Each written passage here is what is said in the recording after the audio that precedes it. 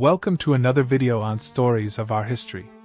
The city of Ctesiphon stood for nearly 5 centuries as the beating heart of the Parthian Empire, a sprawling metropolis on the eastern bank of the Tigris River that embodied the wealth, power, and cultural brilliance of the Arsacid Dynasty. Founded in the late 2nd century BC by the Parthian kings as a royal residence and administrative center, Ctesiphon grew from a modest settlement into one of the largest and most magnificent cities of the ancient world, rivaling Rome, Alexandria, and Antioch in size, splendor, and strategic importance. The city's location was chosen with extraordinary care, situated on the Tigris River across from the old Seleucid capital of Seleucia, allowing it to control the vital trade routes that connected the Mediterranean world with the distant markets of India, China, and Central Asia. From this position, the Parthian Shahanshah, the King of Kings, ruled over an empire that stretched from the Euphrates River in the west to the borders of India in the east, encompassing some of the richest agricultural lands, most productive cities, and most strategic territories in the entire ancient world. Ctesiphon itself was a marvel of ancient urban planning and architecture, featuring massive defensive walls, grand palaces decorated with gold and precious stones, monumental audience halls where the king received foreign ambassadors and noble guests, and the legendary Tak-I Kisra, the great arch that would later become one of the most iconic monuments of ancient Persian architecture. The city was home to hundreds of thousands of people, including Persians, Greeks, Jews, Arabs, Babylonians, and representatives of dozens of other peoples who lived and worked together in a cosmopolitan environment that reflected the diversity and tolerance of the Parthian Empire. The geographical and strategic position of Ctesiphon made it both a natural capital for the Parthian Empire and an irresistible target for Roman aggression, as the city controlled the most important crossing points on the Tigris River and dominated the network of roads and caravan routes that connected the various regions of the empire. The Tigris River, which flowed past the city's walls, provided a natural defensive barrier against attacks from the west, as any invader approaching from Roman territory would have to cross the river under fire from the city's defenders. The river also provided a vital transportation artery, allowing goods and people to move easily between Ctesiphon and the other great cities of Mesopotamia, including Babylon, Seleucia, and the Persian Gulf ports that connected the empire to the maritime trade routes of the Indian Ocean. The agricultural lands surrounding Ctesiphon were among the most productive in the entire ancient world, watered by an elaborate system of irrigation canals that had been maintained for thousands of years and that produced abundant harvests of wheat, barley, dates, and other crops that fed the city's enormous population and generated substantial tax revenues for the royal treasury. The city's position on the trade routes that connected east and west was perhaps its greatest strategic asset, as the Silk Road caravans that traveled from China through Central Asia to the Mediterranean world passed through the region, generating enormous wealth through customs duties, tolls, and the profits of trade. The Parthian kings taxed this trade heavily, and the resulting revenues financed the military, the administration, and the lavish lifestyle of the royal court, making Ctesiphon one of the wealthiest cities in the ancient world. The strategic importance of Ctesiphon was well understood by the Romans, who recognized that the capture of the city would not only humiliate the Parthians but also give Rome control over the trade routes and agricultural wealth of Mesopotamia, transforming the balance of power in the entire Near East. The Roman emperors who led campaigns against Parthia, from Trajan in the early 2nd century AD to Septimius Severus in the late 2nd century, all identified Ctesiphon as the primary objective of their eastern expeditions, knowing that the capture of the Parthian capital would be the ultimate demonstration of Roman military superiority and the key to establishing Roman dominance over the region. The geographical and strategic importance of Ctesiphon thus made it the focal point of the centuries-long struggle between Rome and Parthia,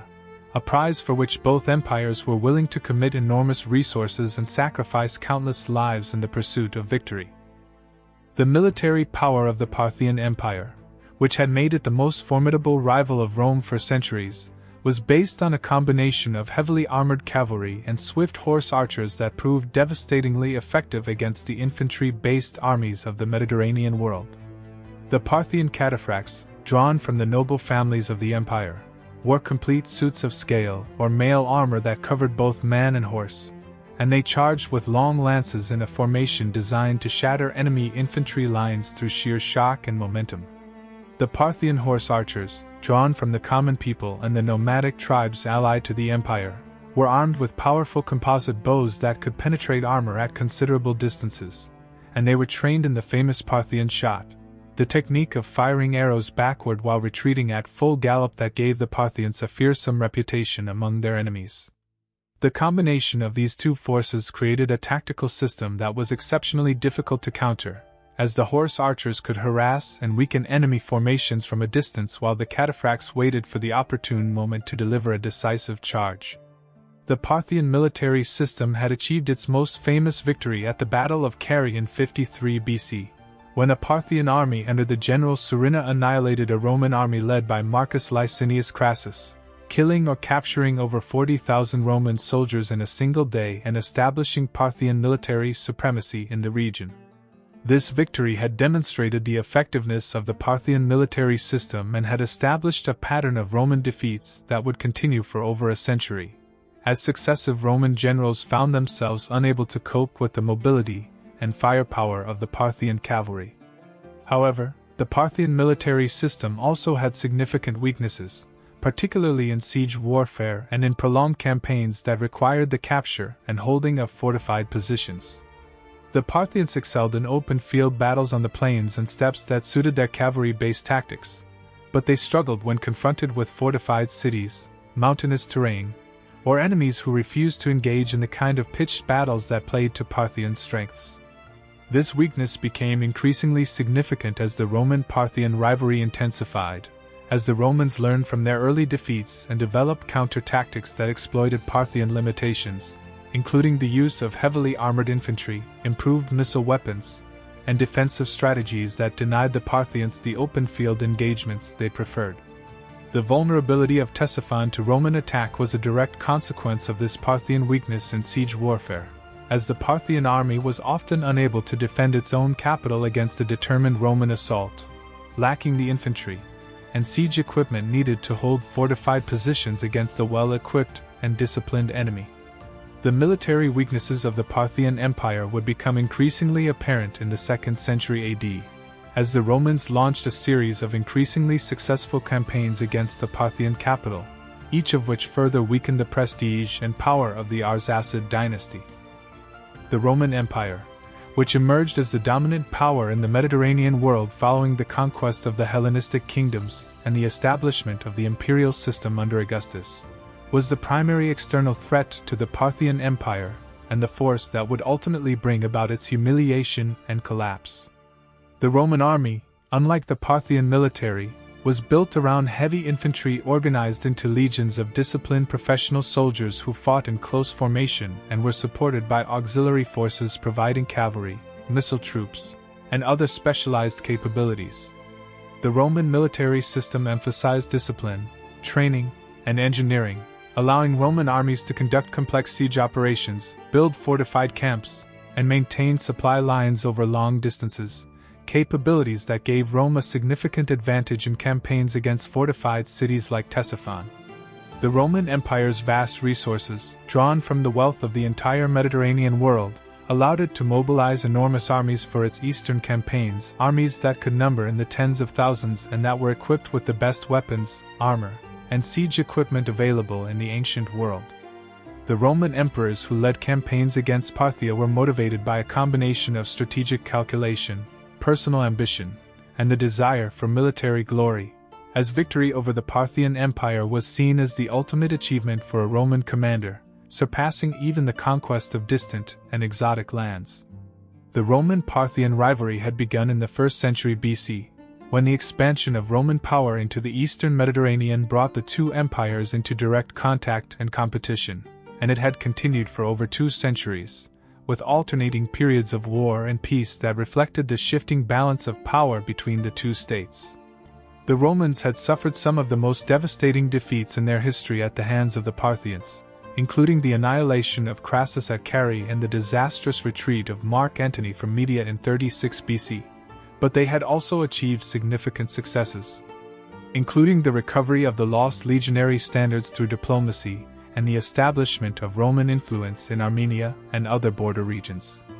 The 2nd century AD would see a decisive shift in the balance of power between Rome and Parthia, as the Roman Empire reached the height of its military power under emperors like Trajan, Marcus Aurelius, and Septimius Severus, while the Parthian Empire began to decline under the pressure of internal conflicts, succession struggles, and the progressive weakening of the central authority. This shift would culminate in the repeated sacks of Ctesiphon, which would demonstrate the superiority of Roman arms, humiliate the Parthian kings, and set the stage for the final collapse of the Arsacid dynasty and the rise of the Sassanid Empire. The internal condition of the Parthian Empire during the late 1st and early 2nd centuries AD was characterized by progressive weakness and instability, as the fratricidal violence that had plagued the Arsacid dynasty throughout its history continued to undermine the strength and unity of the state. The Parthian political system, which had never developed clear rules for the succession to the throne, remained vulnerable to the succession crises that had triggered civil wars throughout the history of the dynasty, and these internal conflicts consumed resources, weakened the military, and eroded the legitimacy of the monarchy.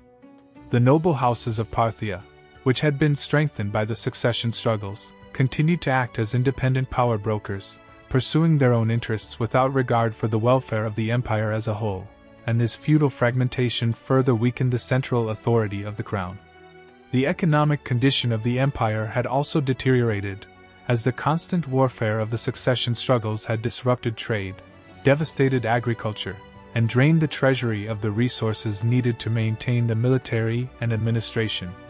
The military condition of the empire reflected these internal weaknesses, as the armed forces were often divided by the succession struggles, with different noble houses supporting different claimants to the throne, and the quality of the military declined as the constant civil wars consumed the best soldiers and commanders. The cultural and religious legitimacy of the Arsacid monarchy had also been eroded by the constant violence and instability, as the kings, who were supposed to be the protectors of order and justice, had become the primary source of disorder and injustice, murdering their own family members and plunging the empire into civil war in pursuit of personal power. The internal weakness of the Parthian Empire was well known to the Romans, who saw the succession struggles and civil wars as opportunities to advance their own interests, and the Roman emperors who led campaigns against Parthia often timed their attacks to coincide with periods of internal conflict, when the Parthian state was least able to defend itself. The combination of internal weakness and external pressure created a perfect storm that would culminate in the repeated sacks of Ctesiphon, as the Parthian Empire, weakened by centuries of fratricidal violence and feudal fragmentation, proved unable to defend its capital against the disciplined and well-equipped armies of Rome. The tragedy of the Parthian Empire was that its decline was not caused by a single catastrophic event but by the cumulative effect of structural weaknesses that had been present from the founding of the dynasty, and the repeated humiliations at the hands of Rome were both a symptom and a cause of this decline, further weakening the empire and making it more vulnerable to the internal challenges that would ultimately destroy it. The significance of the sacks of Ctesiphon extends far beyond the immediate military and political consequences of these events, as they represented a fundamental shift in the balance of power between Rome and Parthia and a turning point in the history of the ancient Near East. The first sack of Ctesiphon by Trajan in 116 AD marked the first time in history that the capital of the Parthian Empire had been captured by a foreign enemy, a humiliation that shook the foundations of the Arsacid dynasty and demonstrated to the entire ancient world that the Parthian Empire was not invincible. The subsequent sacks of the city in the 2nd and 3rd centuries AD reinforced this impression, as each Roman victory further eroded the prestige and legitimacy of the Parthian kings and encouraged rebellion among their subjects. The sacks of Ctesiphon also had profound economic consequences, as the looting of the royal treasuries and the destruction of the city's infrastructure depleted the resources of the Parthian state and disrupted the trade networks that were essential to the empire's prosperity. The military consequences were equally severe, as the Parthian army suffered heavy losses in the unsuccessful attempts to defend the capital, and the loss of the city's strategic position weakened the empire's control over Mesopotamia and the surrounding regions. The political consequences were perhaps the most significant, as the repeated humiliations at the hands of Rome destroyed the confidence of the Parthian nobility in the Arsacid dynasty, paving the way for the Sassanid rebellion that would ultimately overthrow the dynasty and establish a new empire in its place. The saques of Ctesiphon thus represented not merely a series of military victories for Rome but a fundamental transformation of the political order of the ancient Near East, as the decline of the Parthian Empire created the conditions for the rise of a new and more powerful Iranian state that would challenge Rome for centuries to come. The story of the saques of Ctesiphon is therefore a crucial chapter in the history of the Roman-Parthian rivalry, a chapter that reveals the dynamics of imperial decline and the consequences of military defeat for the legitimacy and survival of a political system. The reign of Emperor Trajan, who ruled the Roman Empire from 98 to 117 AD, represented the height of Roman military power and expansion, and his eastern campaigns against the Parthian Empire were the most ambitious military operations ever undertaken by a Roman emperor. Trajan was a soldier emperor, born in the Roman province of Hispania to a family of Italian settlers, and he had risen through the ranks of the Roman army to become one of the most successful military commanders in Roman history. His conquest of Dacia, which added the rich gold mines of Transylvania to the Roman Empire and eliminated a powerful enemy on the Danube frontier, had demonstrated his military genius and his willingness to pursue aggressive expansionist policies. Trajan's attention turned to the east in the early years of the 2nd century AD, as the Parthian Empire, weakened by internal conflicts and succession struggles, appeared vulnerable to Roman attack. The immediate cause of the war was the dispute over Armenia, the strategic buffer state that had been a source of conflict between Rome and Parthia for centuries. But Trajan's ambitions extended far beyond the resolution of this dispute. He envisioned a campaign that would conquer the Parthian Empire entirely, extending Roman rule to the Persian Gulf and beyond, and establishing Rome as the undisputed master of the ancient world. In 113 AD, Trajan began his eastern campaign, assembling an army of enormous size and advancing into Armenia, which he annexed as a Roman province. The following year, he marched into Mesopotamia, conquering the region with remarkable speed and encountering little resistance from the Parthian forces, which were divided by internal conflicts and unable to mount an effective defense. The Parthian king at the time, Ardashir I, was engaged in a succession dispute with his brother, and the resulting civil war had weakened the Parthian state and left it vulnerable to Roman aggression. Trajan took advantage of this weakness, advancing through Mesopotamia with his legions and capturing the major cities of the region, including Nisibis, Edessa, and the ancient city of Babylon. The campaign was proceeding with extraordinary success, and Trajan set his sights on the ultimate prize, the Parthian capital of Ctesiphon, the capture of which would be the crowning achievement of his military career and the ultimate demonstration of Roman power. The march of Trajan's army through Mesopotamia in 115 and 116 AD was a military operation of extraordinary scope and ambition, as the Roman legions advanced through some of the richest and most strategically important territories in the ancient world, conquering cities and establishing Roman control over the region. The Roman army that Trajan led into Parthia was one of the largest ever assembled by a Roman emperor, consisting of 14 legions and their auxiliary forces,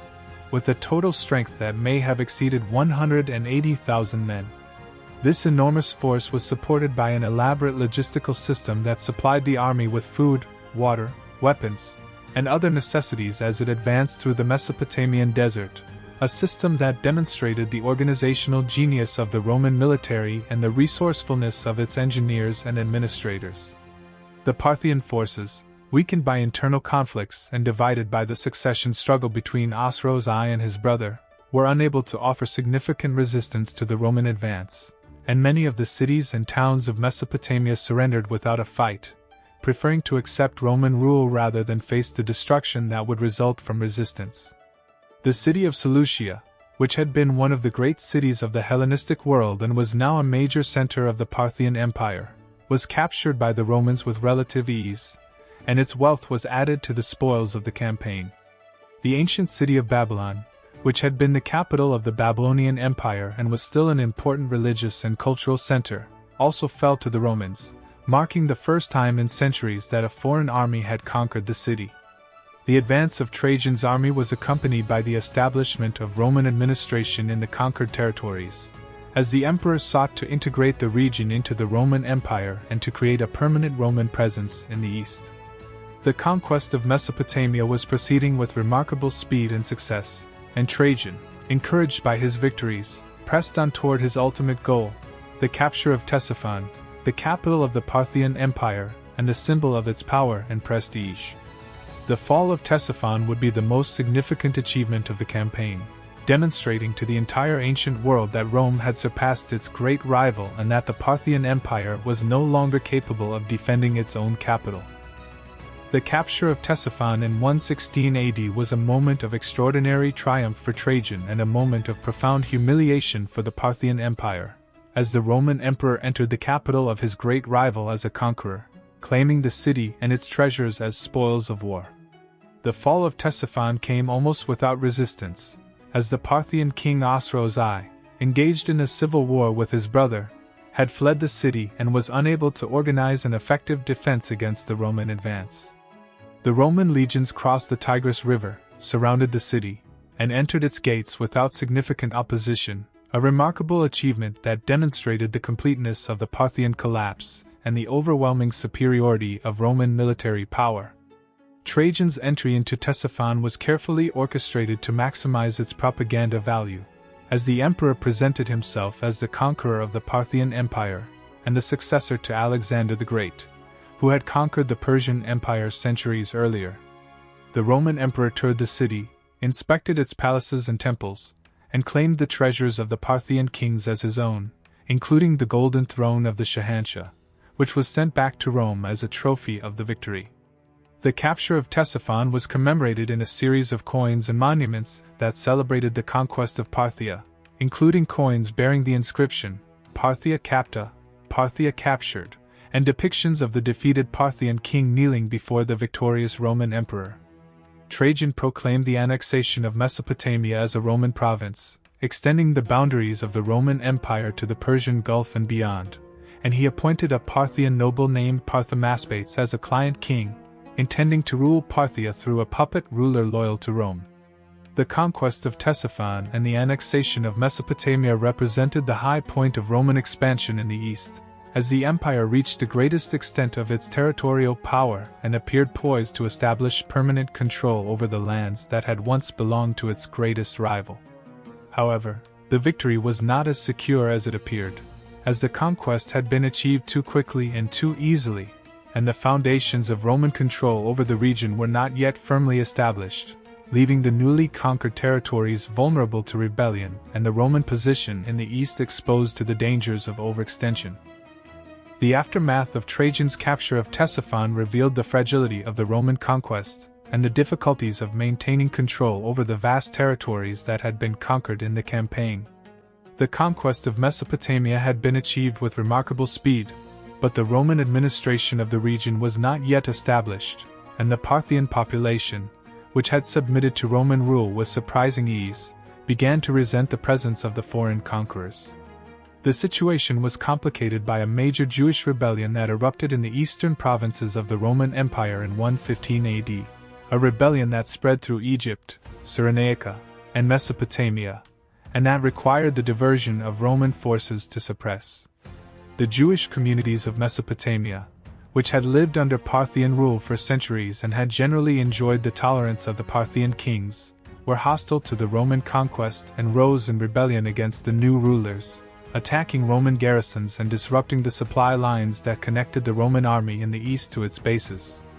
The rebellion in the newly conquered territories, combined with the Jewish revolt and the continued resistance of Parthian forces in the eastern regions of the empire, created a crisis that threatened the Roman position in the east and forced Trajan to divert his attention from the consolidation of his conquests to the suppression of the rebellions.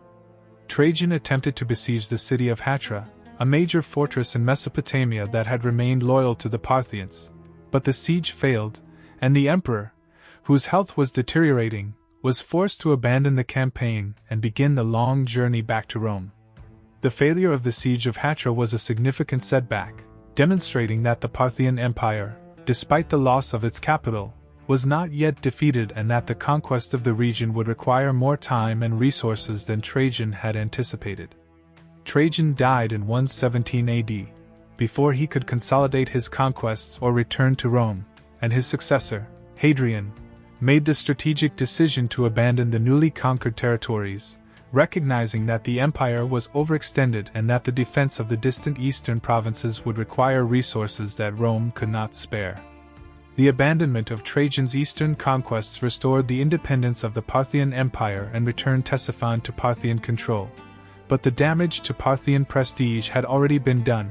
and the memory of the Roman conquest would continue to haunt the Arsacid dynasty for generations to come. The reign of Hadrian, who succeeded Trajan as Roman emperor in 117 AD, marked a significant shift in Roman foreign policy, as the new emperor abandoned the aggressive expansionism of his predecessor and adopted a more defensive posture that emphasized the consolidation and defense of the existing frontiers rather than the conquest of new territories.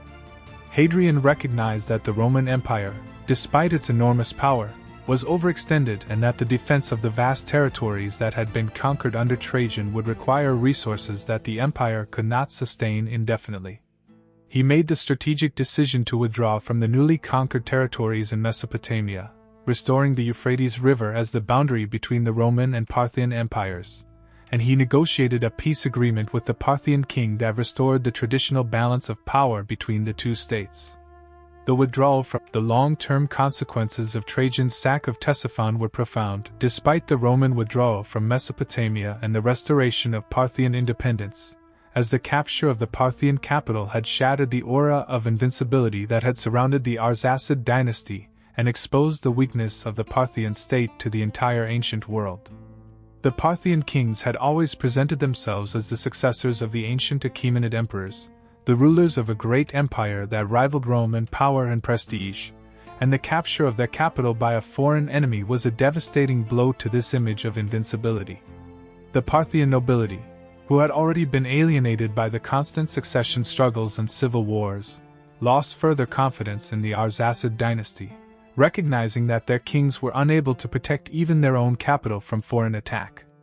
The subjects of the Parthian Empire, who had suffered from the constant warfare and instability of the preceding centuries, also lost faith in the dynasty, and many began to look for alternative sources of political authority that might provide the stability and security that the Arsacids had failed to deliver.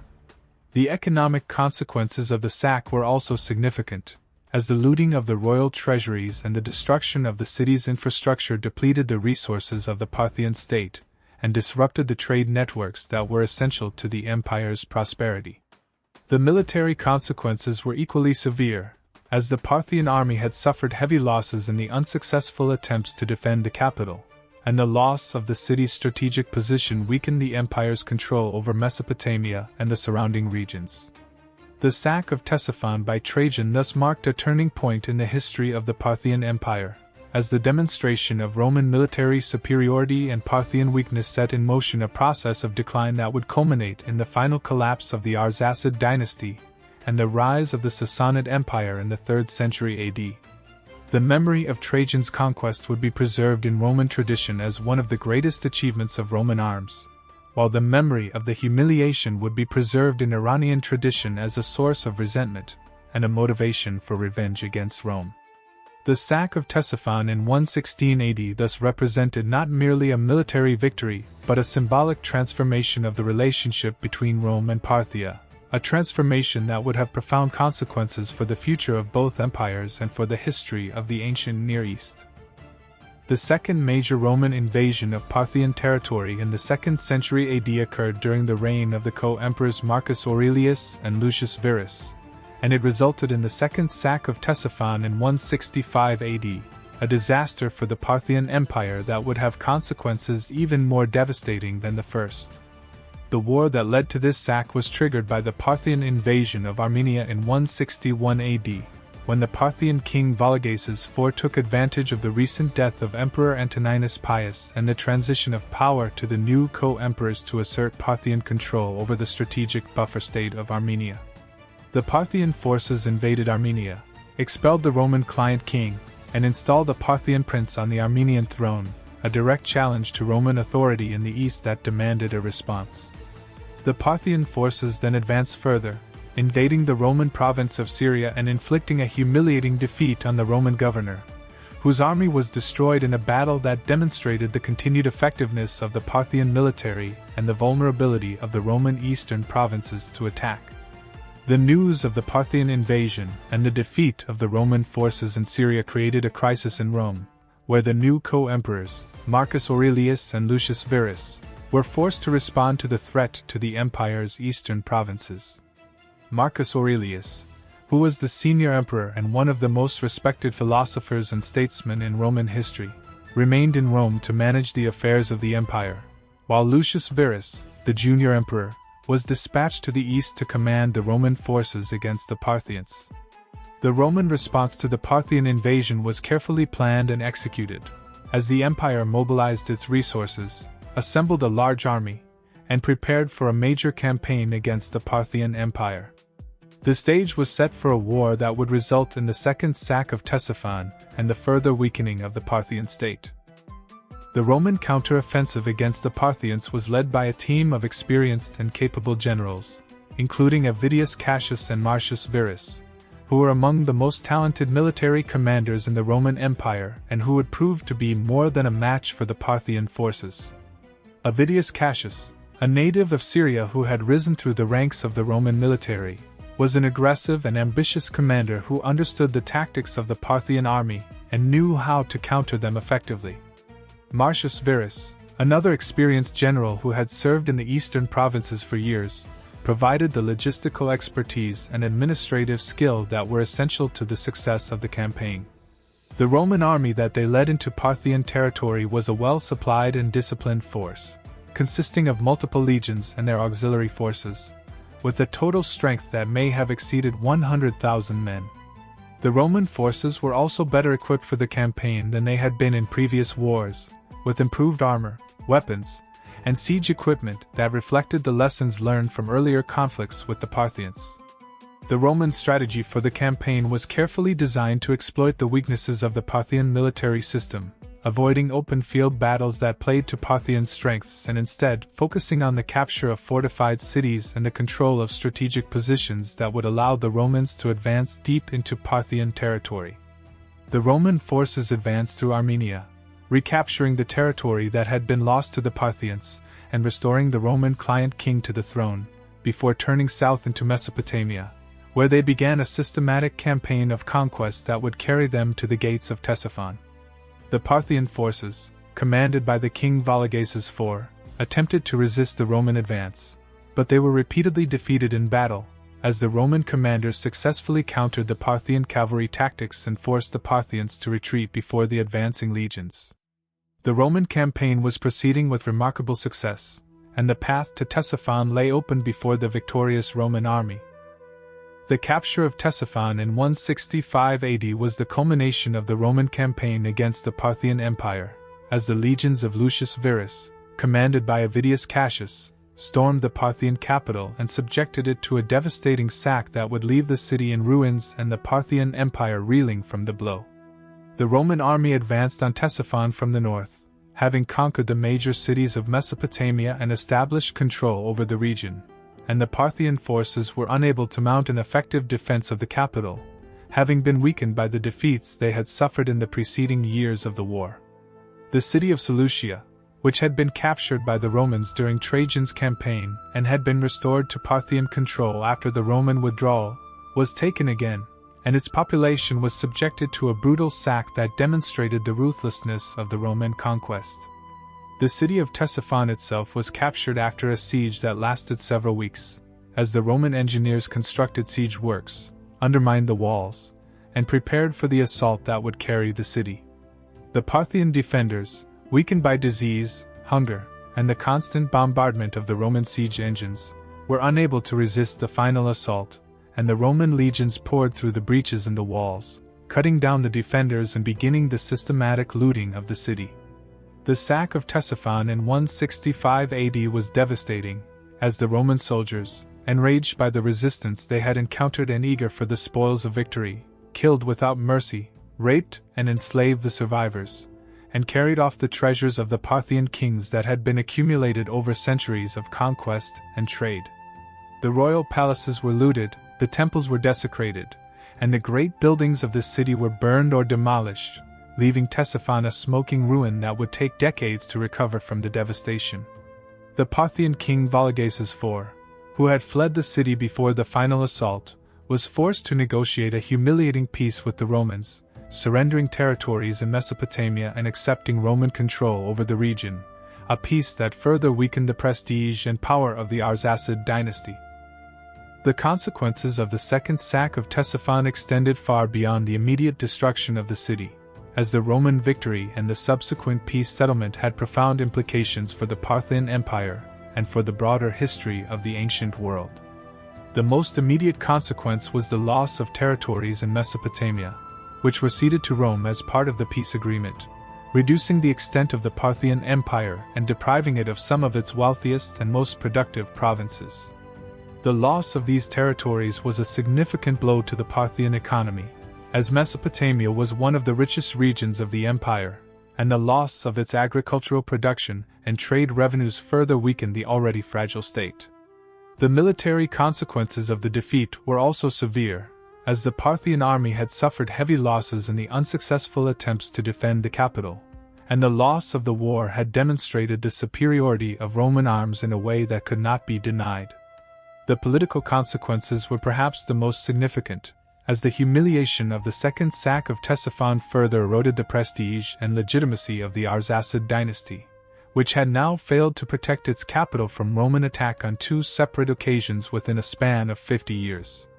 The Parthian nobility, already alienated by the constant succession struggles and the weakness of the central authority, lost further confidence in the dynasty, and many began to look for alternative sources of political authority that might provide the stability and security that the Arsacids had failed to deliver. The second sack of Ctesiphon also had unforeseen consequences for the Roman Empire, as the soldiers who participated in the campaign brought back with them a devastating plague, known as the Antonine Plague, which spread throughout the Roman Empire and killed millions of people in the following years. The plague, which may have been smallpox or another infectious disease, was reportedly brought back to Rome by the soldiers returning from the Eastern campaign, and it devastated the population of the empire, weakening the economy, disrupting the administration, and contributing to the decline of the Roman Empire in the following centuries. The second sack of Ctesiphon thus had consequences that extended far beyond the immediate conflict between Rome and Parthia, affecting the entire Mediterranean world and shaping the course of history for generations to come. The Antonine Plague, which was brought back to the Roman Empire by the soldiers returning from the Eastern campaign, was one of the most devastating pandemics in ancient history, killing millions of people and profoundly affecting the political, economic, and social development of the Roman Empire.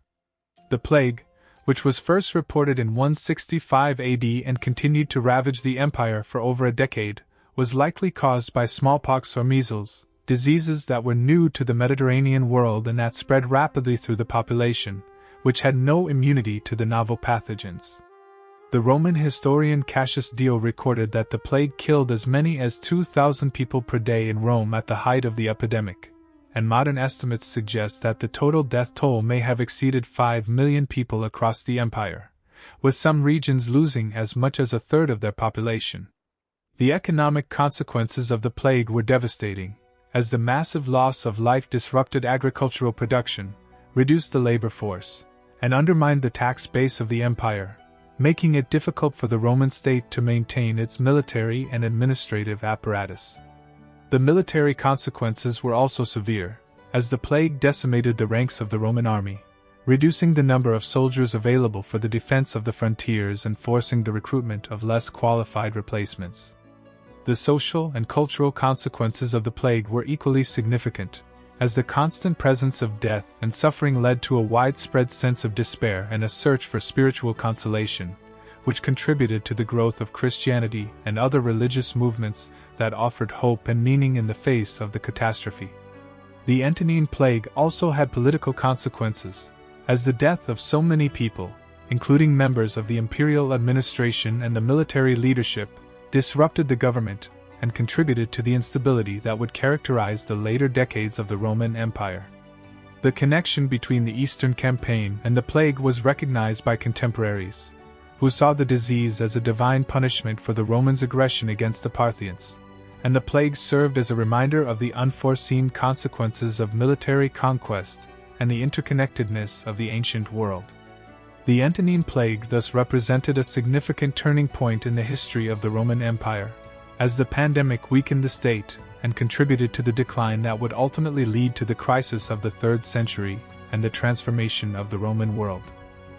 The reign of Vologases IV, the Parthian king who had initiated the war with Rome and who had suffered the humiliation of the second sack of Ctesiphon, was marked by continued weakness and decline, as the consequences of the defeat compounded the structural problems that had plagued the Parthian state for centuries. Vologases IV had come to power in approximately 147 AD, following a period of succession struggles and internal conflicts, and he had attempted to strengthen the central authority of the monarchy and restore the power and prestige of the Arsacid dynasty. His invasion of Armenia in 161 AD was part of this effort, as he sought to assert Parthian authority over the strategic buffer state and to demonstrate the strength of the dynasty to both his subjects and his enemies. However, the invasion had backfired, provoking a Roman response that resulted in the sack of Ctesiphon and the loss of territories in Mesopotamia, a humiliation that undermined everything Vologases IV had sought to achieve. The remainder of his reign was characterized by continued internal conflicts, as the noble houses, emboldened by the weakness of the central authority, pursued their own interests and challenged the rule of the king. The economic condition of the empire continued to deteriorate, as the loss of the Mesopotamian territories and the disruption of trade reduced the revenues available to the state, and the military condition of the empire declined further, as the army struggled to recover from the losses suffered in the war and to maintain its effectiveness against external threats. Vologases IV died in approximately 191 AD, leaving behind an empire that was weaker, poorer, and more divided than it had been when he came to power, and his death triggered another succession crisis that would further weaken the state and set the stage for the final collapse of the Arsacid dynasty. The reign of Vologases IV thus represented a period of progressive decline for the Parthian Empire, as the consequences of the second sack of Ctesiphon compounded the structural weaknesses that had plagued the dynasty throughout its history, making the empire increasingly vulnerable to the internal and external challenges that would ultimately destroy it. The story of Vologases IV and the second sack of Ctesiphon is therefore a crucial chapter in the history of the Parthian Empire, revealing the dynamics of imperial decline and the consequences of military defeat for the legitimacy and survival of a political system.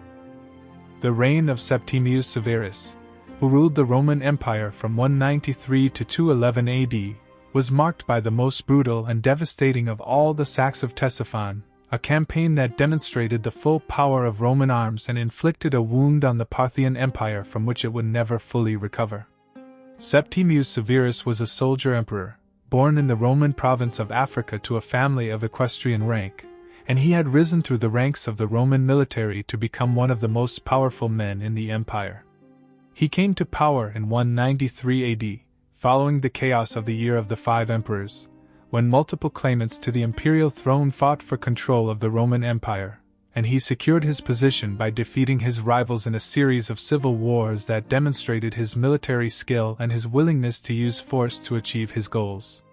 After consolidating his power in Rome and defeating his western rivals, Severus turned his attention to the east, where the Parthian Empire had taken advantage of the Roman civil wars to expand its influence and to challenge Roman authority in the region. The Parthian king Vologases V had supported one of Severus's rivals, the pretender Pausanias Niger, and had used the chaos in Rome to strengthen his own position, actions that Severus viewed as a direct challenge to his authority and a justification for war. In 197 AD, Severus launched a massive campaign against the Parthian Empire, assembling an enormous army and leading it into Mesopotamia with the clear objective of conquering the region and capturing the Parthian capital of Ctesiphon. The campaign was carefully planned and executed, as Severus, who was one of the most capable military commanders of his time, sought to achieve a decisive victory that would establish his reputation as a great conqueror and demonstrate the power of Rome to its enemies. The stage was set for a war that would result in the most devastating sack of Ctesiphon in history, and the further weakening of the Parthian state. The campaign of Septimius Severus against the Parthian Empire was characterized by a level of brutality and destruction that exceeded even the earlier campaigns of Trajan and Lucius Verus, as the emperor sought not merely to defeat the Parthians but to break their power permanently and to demonstrate the consequences of challenging Roman authority. The Roman army that Severus led into Mesopotamia was enormous, consisting of multiple legions and their auxiliary forces, with a total strength that may have exceeded 150,000 men, and it was supported by an elaborate logistical system that allowed it to operate deep in enemy territory for extended periods. The Roman forces advanced through Mesopotamia, conquering the major cities of the region and establishing Roman control over the territory, and they encountered significant resistance from the Parthian forces, who were determined to defend their homeland against the Roman invasion. The city of Dura Europos, a strategic fortress on the Euphrates River, was captured after a siege, and its population was subjected to a brutal sack that demonstrated the ruthlessness of the Roman conquest.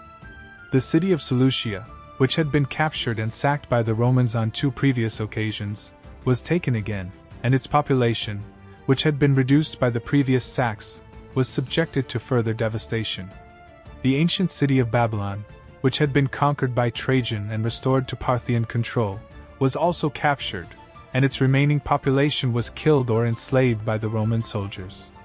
The campaign was proceeding with devastating effectiveness, as the Roman legions advanced through the heartland of the Parthian Empire, leaving a trail of destruction in their wake, and the path to Ctesiphon lay open before them. The Parthian king Vologases V, recognizing the danger of the Roman advance, attempted to organize a defense of the capital, but his forces were repeatedly defeated, and he was forced to retreat before the advancing legions, leaving the city of Ctesiphon to face the full fury of the Roman assault.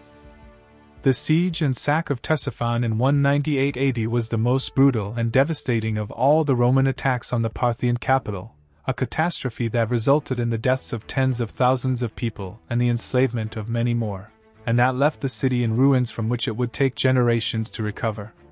The Roman army, commanded by Septimius Severus himself, approached Ctesiphon from the west, having crossed the Tigris River and surrounded the city on all sides, cutting off any possibility of escape or reinforcement. The Parthian defenders, led by the king Vologases V, attempted to face the Romans in open battle, but they were defeated and forced to retreat behind the walls of the city, where they prepared for a desperate defense against the overwhelming force that surrounded them. The Roman engineers, who were masters of siege warfare, constructed elaborate siege works, including ramps, towers, and battering rams, and they began the systematic reduction of the city's defenses, battering the walls and undermining the foundations.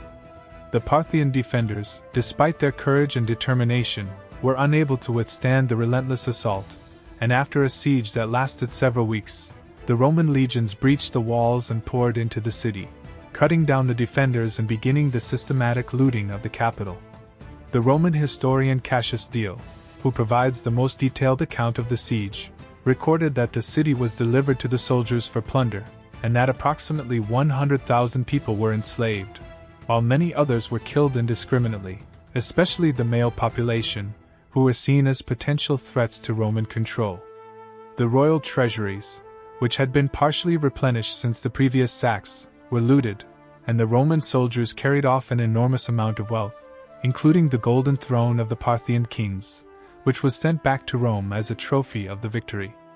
The sack of Ctesiphon in 198 AD was a catastrophe of unprecedented proportions, as the city, which had been one of the greatest and wealthiest in the ancient world, was reduced to ruins, and its population was killed, enslaved, or scattered, a blow from which the Parthian Empire would never fully recover. The aftermath of the sack of Ctesiphon by Septimius Severus was marked by the establishment of Roman control over Mesopotamia and the creation of a new Roman province that would remain a source of conflict between Rome and Persia for centuries to come. After the capture of Ctesiphon, Severus marched his army south, reaching the Persian Gulf and demonstrating Roman power in a region that had never before seen a Roman emperor. He then returned north, establishing the Roman province of Mesopotamia with its capital at Nisibis, and leaving a substantial garrison to defend the newly conquered territory against Parthian attempts to reclaim it. The creation of the province of Mesopotamia was a major strategic achievement, as it extended Roman control to the Tigris River and provided a base for future Roman operations in the region, but it was also a source of permanent tension between Rome and Persia, as the Parthians and their Sassanid successors viewed the Roman presence in Mesopotamia as an illegitimate occupation of their ancestral territory. The military consequences of the campaign were severe for the Parthian Empire, as the army had suffered heavy losses in the unsuccessful attempts to defend the capital, and the loss of Mesopotamia deprived the empire of some of its wealthiest and most productive provinces. The economic consequences were equally devastating, as the looting of the royal treasuries and the destruction of the city's infrastructure depleted the resources of the Parthian state, and the disruption of trade further weakened the economy. The political consequences were perhaps the most significant, as the third sack of Ctesiphon within a century destroyed any remaining confidence in the Arsacid dynasty, and the Parthian nobility, humiliated and impoverished by the repeated defeats, began to look for alternative sources of political authority that might provide the stability and security that the Arsacids had failed to deliver.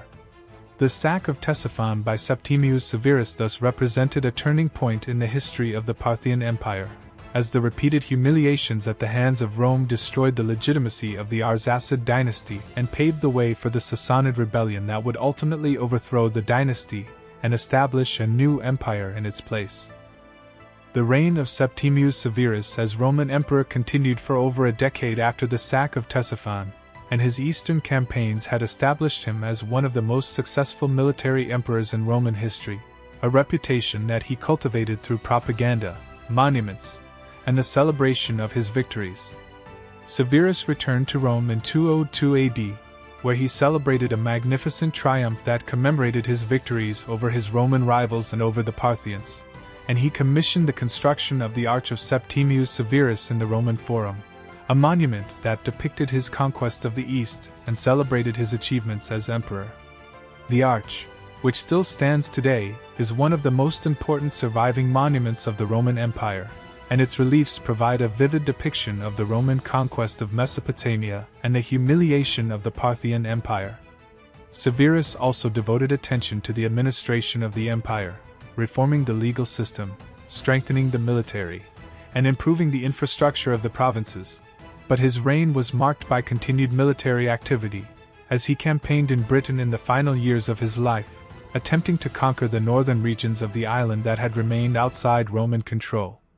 Severus died in 211 AD, in the city of York in Britain, leaving the empire to his sons, Caracalla and Geta, who would continue the dynasty he had founded and who would lead the Roman Empire into further conflicts with the Parthian Empire.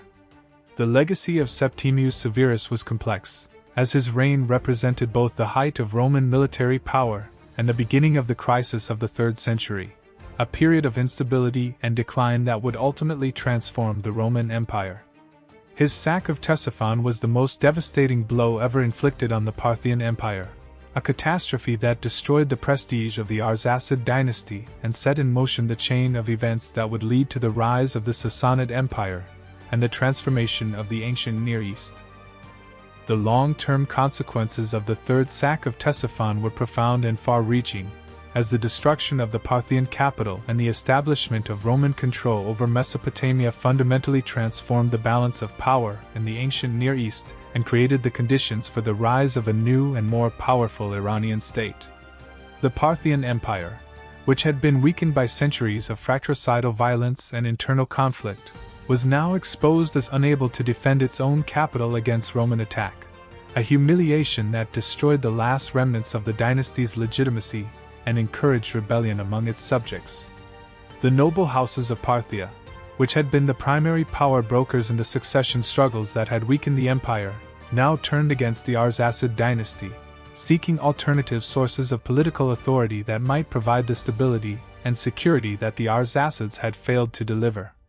The Zoroastrian priesthood, which had generally supported the Arsacid monarchy, also became increasingly alienated, viewing the repeated defeats at the hands of Rome as evidence of divine displeasure with the dynasty, and looking for a new ruler who would restore the favor of the gods. The conditions were thus ripe for the emergence of a new political movement that would challenge the Arsacid dynasty and establish a new order in Iran, and this movement would come from the region of Fars, where a noble named Ardashir I was building a power base and preparing for a rebellion that would overthrow the Arsacids and establish the Sassanid Empire. The third sack of Ctesiphon thus represented not merely a military victory for Rome but a fundamental transformation of the political order of the ancient Near East, as the destruction of the Parthian capital and the humiliation of the Arsacid dynasty created the conditions for the rise of a new and more powerful Iranian state that would challenge Rome for centuries to come. The story of the sacks of Ctesiphon thus reveals the dynamics of imperial decline and the consequences of military defeat for the legitimacy and survival of a political system, lessons that remain relevant for understanding the challenges facing political systems throughout history. The reign of Caracalla, the son and successor of Septimius Severus, was marked by one of the most treacherous and dishonorable episodes in the history of Roman-Parthian relations, as the emperor attempted to conquer the Parthian Empire through deception and betrayal rather than through honorable warfare.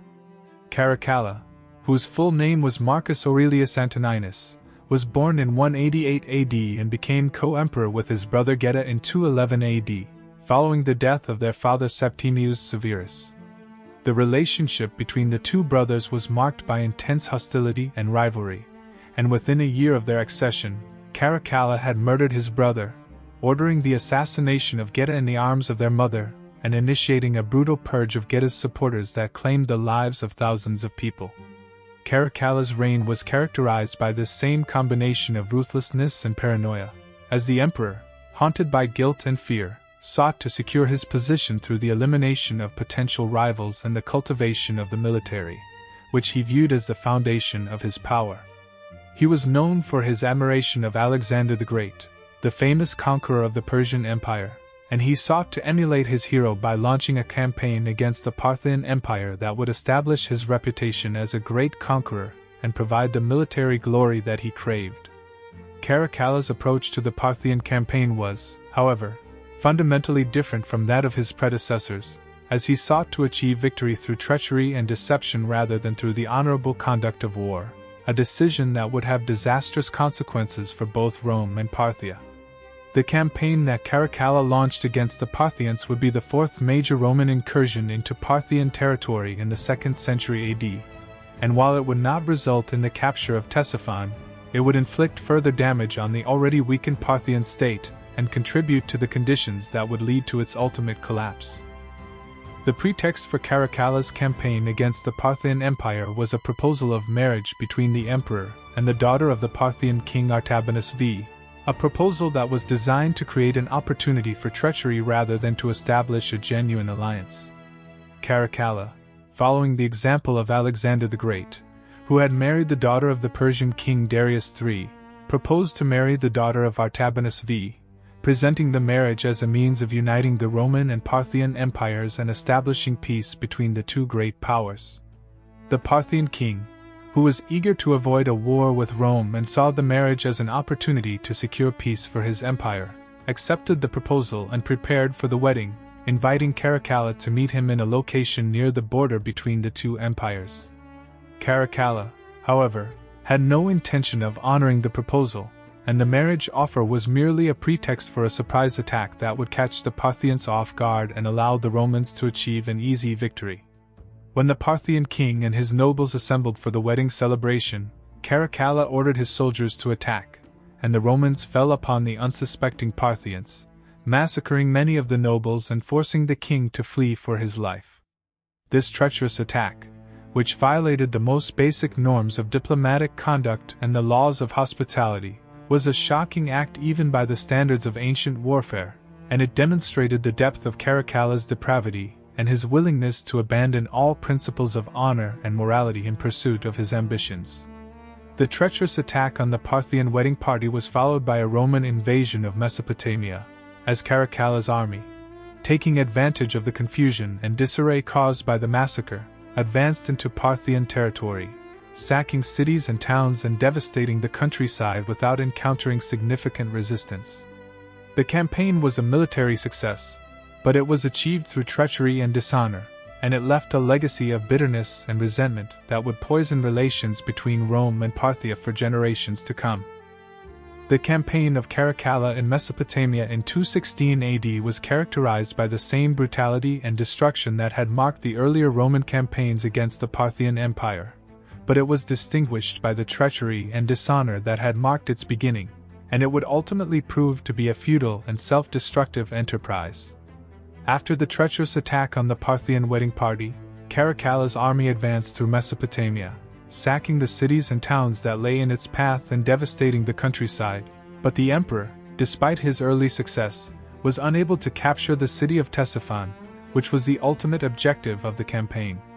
The Parthian king Artabanus V, who had escaped the massacre and fled to the eastern regions of his empire, was gathering his forces and preparing for a counterattack, and the Romans, who had advanced deep into enemy territory, found themselves in a vulnerable position, far from their bases and facing the prospect of a prolonged war.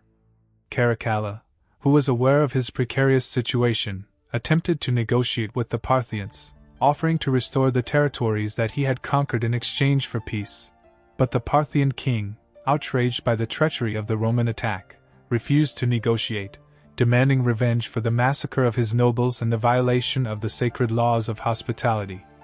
The situation for the Roman army was becoming increasingly dangerous, as the Parthian forces were gathering for a counterattack and the Roman supply lines were stretched thin. But before the crisis could come to a head, Caracalla was assassinated by his own soldiers, who had become disgusted by his cruelty and tyranny, and who feared for their own safety under his erratic and paranoid rule. Caracalla was killed in 217 AD, in the city of Carrhae in Mesopotamia, the site of the famous Parthian victory over Crassus centuries earlier, and his death brought an end to the campaign and to the reign of one of the most brutal and unpopular emperors in Roman history. The assassination of Caracalla was a fitting end to a reign that had been characterized by treachery, violence, and dishonor, and it spared the Roman army from the disaster that would likely have resulted from the continued campaign against a Parthian enemy that was now united and determined to seek revenge for the wrongs that had been inflicted upon it. The aftermath of Caracalla's assassination was marked by continued conflict between Rome and Parthia, as the new Roman emperor, Macrinus, attempted to negotiate a peace settlement with the Parthian king Artabanus V, who was determined to seek revenge for the treacherous attack on his wedding party and the subsequent invasion of his territory. Macrinus, who was a former Praetorian prefect who had risen to power after the assassination of Caracalla, recognized the danger of the situation and attempted to buy peace with the Parthians, offering to pay a large indemnity and to restore the territories that had been conquered by Caracalla. The Parthian king, however, was not satisfied with these concessions, and he demanded the restoration of all the territories that had been lost to Rome in the preceding century, including the province of Mesopotamia that had been established by Septimius Severus. The negotiations broke down, and in 217 AD, the Parthian and Roman armies met in battle near the city of Nisibis, in one of the largest and bloodiest battles of the Roman-Parthian wars. The battle was inconclusive, with both sides suffering heavy losses, but the Parthians, who were fighting on their own territory and who were determined to avenge the treachery of Caracalla, fought with extraordinary determination, and the Romans, who were exhausted by the long campaign and demoralized by the death of their emperor, were unable to achieve a decisive victory. The battle ended in a negotiated settlement, as Macrinus, recognizing the futility of continued warfare, agreed to pay a large indemnity to the Parthians and to accept the restoration of the traditional frontier between the two empires. The peace that was established was fragile, and the underlying tensions between Rome and Parthia remained unresolved, but for the moment, the war was over, and both empires were left exhausted and weakened by the conflict. The campaign of Caracalla and the Battle of Nisibis represented the final major conflict between the Roman and Parthian empires, as the Parthian state, weakened by centuries of internal conflict and repeated Roman invasions, was on the verge of collapse, and the next major challenge to the Arsacid dynasty would come not from Rome but from within, as the Sassanid rebellion gathered strength in the southern region of Fars. The consequences of Caracalla's treacherous attack and the subsequent war with Rome were catastrophic for the Parthian Empire, as the conflict further weakened the already fragile state and accelerated the process of decline that would culminate in the overthrow of the Arsacid dynasty. The Parthian king Artabanus V, who had survived the treacherous attack on his wedding party and had led his forces in the war against Rome, emerged from the conflict with his prestige enhanced, as he had successfully defended his empire against Roman aggression and had forced the Romans to accept a negotiated peace. However, the war had been enormously costly, as the Parthian army had suffered heavy losses, the economy had been further disrupted, and the territories that had been devastated by the Roman invasion required years of recovery. The noble houses of Parthia, who had been alienated by the weakness of the Arsacid dynasty and the repeated humiliations at the hands of Rome, were further alienated by the costs of the war and the perceived failures of the king to protect the empire's interests. The Zoroastrian priesthood, which had been seeking a new political order that would restore the favor of the gods and the glory of the Iranian people, found a champion in Ardashir I, the ruler of Fars, who was building a power base and preparing for a rebellion against the Arsacid dynasty. The conditions were thus ripe for the final crisis of the Parthian Empire, as the internal weaknesses that had been accumulating for centuries combined with the external pressures of Roman aggression to create a situation in which the overthrow of the Arsacid dynasty was almost inevitable. The treacherous attack of Caracalla, while not resulting in the capture of Ctesiphon, had nevertheless contributed to the weakening of the Parthian state and had accelerated the process of decline that would lead to the rise of the Sassanid Empire and the transformation of the ancient Near East. The reign of Caracalla represented a low point in the history of the Roman Empire, as the emperor's cruelty, paranoia, and disregard for the norms of civilized conduct undermined the legitimacy of the imperial office and contributed to the instability that would characterize the crisis of the 3rd century. Caracalla's murder of his brother Geta, his brutal purge of political opponents, and his treacherous attack on the Parthian wedding party all demonstrated a willingness to use violence and deception to achieve his goals that shocked even the hardened political culture of ancient Rome. The Roman historian Cassius Dio, who served in the administration of Caracalla and was an eyewitness to many of the events of his reign, provides a damning portrait of the emperor, describing him as a man driven by ambition, greed, and a deep-seated insecurity that manifested in cruelty and paranoia. Caracalla's reign was also marked by significant administrative and legal reforms, including the Constitutio Antoniniana, which extended Roman citizenship to all free inhabitants of the empire, a reform that had far-reaching consequences for the legal and social structure of the Roman world. However, these reforms were overshadowed by the emperor's personal failings and the destructive consequences of his policies, and his reign is remembered primarily for its violence and instability. The assassination of Caracalla by his own soldiers was a fitting end to a reign that had been characterized by the betrayal of trust and the abandonment of honor, and it served as a warning of the dangers of tyranny and the importance of legitimate authority for the stability of a political system. The story of Caracalla and his treacherous attack on the Parthian Empire thus offers important lessons about the nature of political power and the consequences of abandoning the norms that govern civilized conduct, lessons that remain relevant for understanding the challenges facing political leaders throughout history. The cumulative impact of the successive sacks of Ctesiphon on the Parthian Empire was catastrophic, as each Roman victory destroyed more of the prestige, wealth, and military power that had sustained the Arsacid dynasty for nearly 5 centuries, and the repeated humiliations created the conditions for the internal rebellion that would ultimately overthrow the dynasty. The first sack of Ctesiphon by Trajan in 116 AD had demonstrated that the Parthian capital, the symbol of the dynasty's power and legitimacy, was vulnerable to Roman attack, and this demonstration had shattered the aura of invincibility that had surrounded the Arsacid kings. The second sack in 165 AD had confirmed the vulnerability of the empire and had been followed by the devastating Antonine Plague, which weakened both the Roman and Parthian empires and disrupted the political and economic order of the entire Mediterranean world. The third sack in 198 AD by Septimius Severus had been the most brutal and devastating of all, resulting in the deaths of tens of thousands of people, the enslavement of many more, and the looting of the royal treasuries. and it had been followed by the establishment of the Roman province of Mesopotamia, which deprived the Parthian Empire of some of its wealthiest and most productive territories. The fourth incursion by Caracalla in 216 AD, while not resulting in the capture of Ctesiphon, had been characterized by treachery and dishonor, and it had inflicted further damage on the already weakened Parthian state.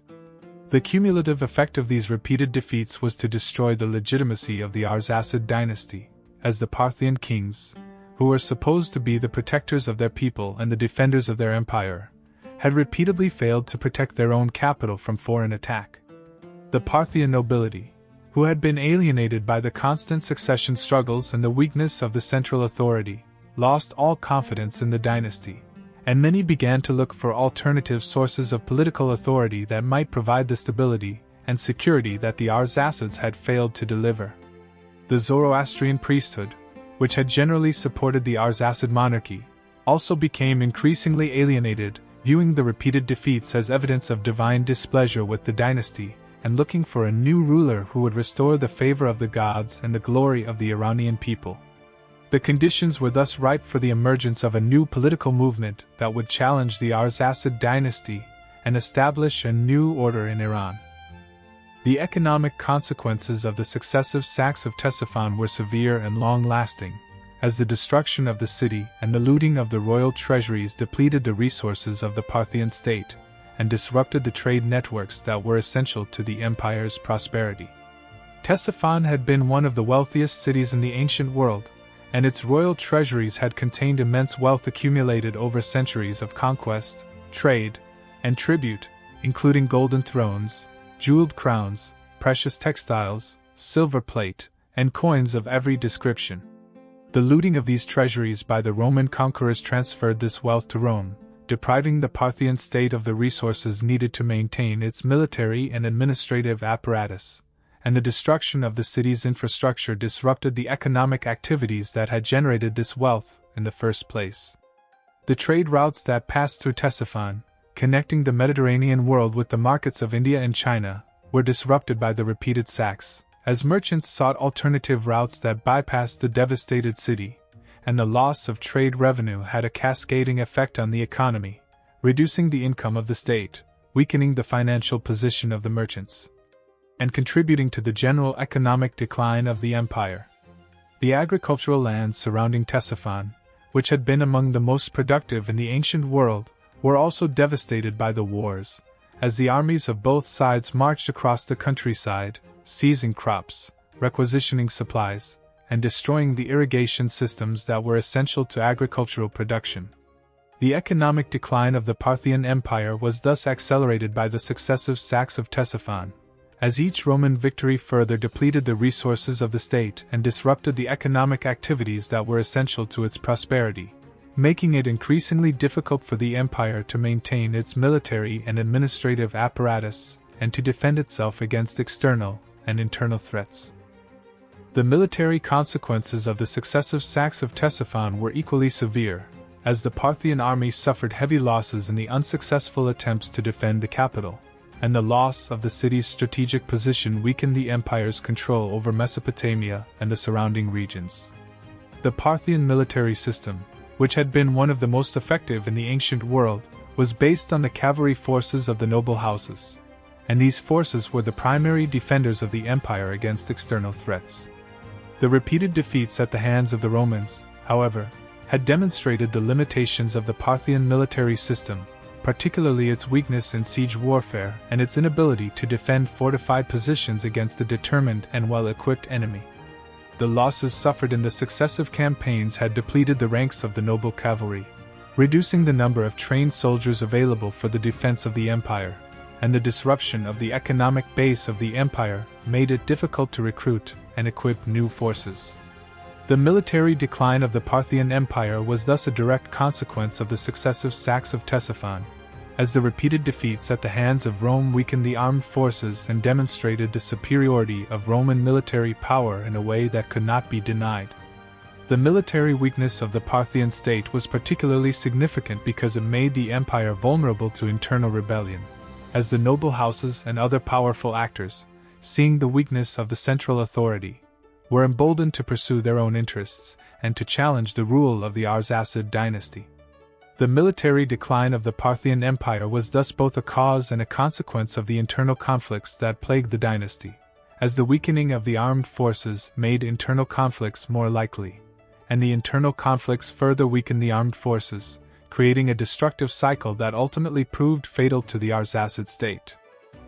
The political consequences of the successive sacks of Ctesiphon were perhaps the most significant, as the repeated humiliations at the hands of Rome destroyed the legitimacy of the Arsacid dynasty and paved the way for the internal rebellion that would ultimately overthrow it. The Parthian kings had always presented themselves as the successors of the ancient Achaemenid emperors, the rulers of a great empire that rivaled Rome in power and prestige, and the protection of the capital city of Ctesiphon was a fundamental responsibility of the monarchy. The repeated failure of the kings to protect their capital from Roman attack was a devastating blow to this image of royal authority, as it demonstrated to the entire empire that the Arsacid kings were unable to fulfill even the most basic responsibilities of their office. The Parthian nobility, who had been alienated by the constant succession struggles and the weakness of the central authority, lost all confidence in the dynasty, and many began to look for alternative sources of political authority that might provide the stability and security that the Arsacids had failed to deliver.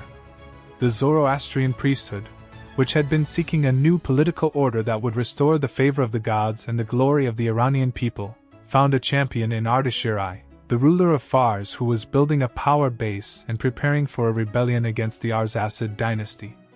The political decline of the Parthian Empire was thus a direct consequence of the successive sacks of Ctesiphon, as the repeated humiliations at the hands of Rome destroyed the legitimacy of the dynasty and created the conditions for the internal rebellion that would ultimately overthrow it. The political consequences of the sacks of Ctesiphon thus represented the final stage in the long process of decline that had been set in motion centuries earlier by the structural weaknesses of the Parthian political system, and they paved the way for the rise of a new and more powerful Iranian state. The cultural and psychological consequences of the successive sacks of Ctesiphon were also significant, as the repeated humiliations at the hands of Rome undermined the sense of shared identity and purpose that had held the Parthian Empire together, and created a crisis of confidence that affected every level of society. The Parthian Empire had been a diverse and cosmopolitan state, encompassing many different peoples, cultures, and religions, and its success had depended on the ability of the Arsacid kings to maintain the loyalty of their diverse subjects through a combination of tolerance, accommodation, and the projection of power. The successive sacks of Ctesiphon undermined this ability, as the destruction of the capital and the humiliation of the kings demonstrated to the subjects of the empire that their rulers were unable to protect them from foreign attack. And this demonstration of weakness encouraged rebellion and separatism among the diverse peoples of the empire. The psychological impact of the repeated defeats on the Parthian population was profound, as the loss of the capital city, which was the symbol of the empire's power and identity, created a sense of despair and hopelessness that undermined the will to resist future challenges. The cultural consequences of the sacks were also significant, as the destruction of the city's monuments, temples, and cultural institutions represented the loss of a significant part of the empire's cultural heritage, and the looting of the royal treasuries transferred an enormous amount of cultural and artistic wealth to Rome, where it was displayed as trophies of the Roman victory. The cultural and psychological consequences of the sacks of Ctesiphon thus compounded the political, economic, and military consequences, creating a comprehensive crisis that affected every aspect of the Parthian state and society, and that created the conditions for the internal rebellion that would ultimately overthrow the Arsacid dynasty and establish a new order in Iran. The significance of the successive sacks of Ctesiphon in the broader history of the Roman-Parthian rivalry is profound, as these events represented the culmination of centuries of conflict between the two great empires and demonstrated the decisive shift in the balance of power that had occurred in the 2nd century AD. The Parthian Empire had been the primary rival of Rome for over 2 centuries, and the two empires had fought a series of wars that had alternated between Roman victories and Parthian victories, with either side able to achieve a decisive advantage. The sacks of Ctesiphon in the 2nd century AD, however, represented a fundamental change in this balance, as the Romans, for the first time in the history of the rivalry, were able to penetrate the heart of the Parthian Empire and capture its capital, a feat that had been impossible in the earlier centuries of the conflict. The repeated sacks of Ctesiphon demonstrated the superiority of Roman military power and the weakness of the Parthian state, and they established a pattern of Roman dominance in the Near East that would continue until the rise of the Sassanid Empire in the 3rd century AD. The significance of the sacks of Ctesiphon thus extends beyond the immediate consequences for the Parthian Empire, as they represented a turning point in the history of the Roman-Parthian rivalry and a demonstration of the dynamics of imperial competition in the ancient world. The story of the sacks of Ctesiphon is therefore a crucial chapter in the history of the ancient Near East, revealing the dynamics of imperial decline and the consequences of military defeat for the legitimacy and survival of a political system, and providing important lessons for understanding the challenges facing political systems throughout history.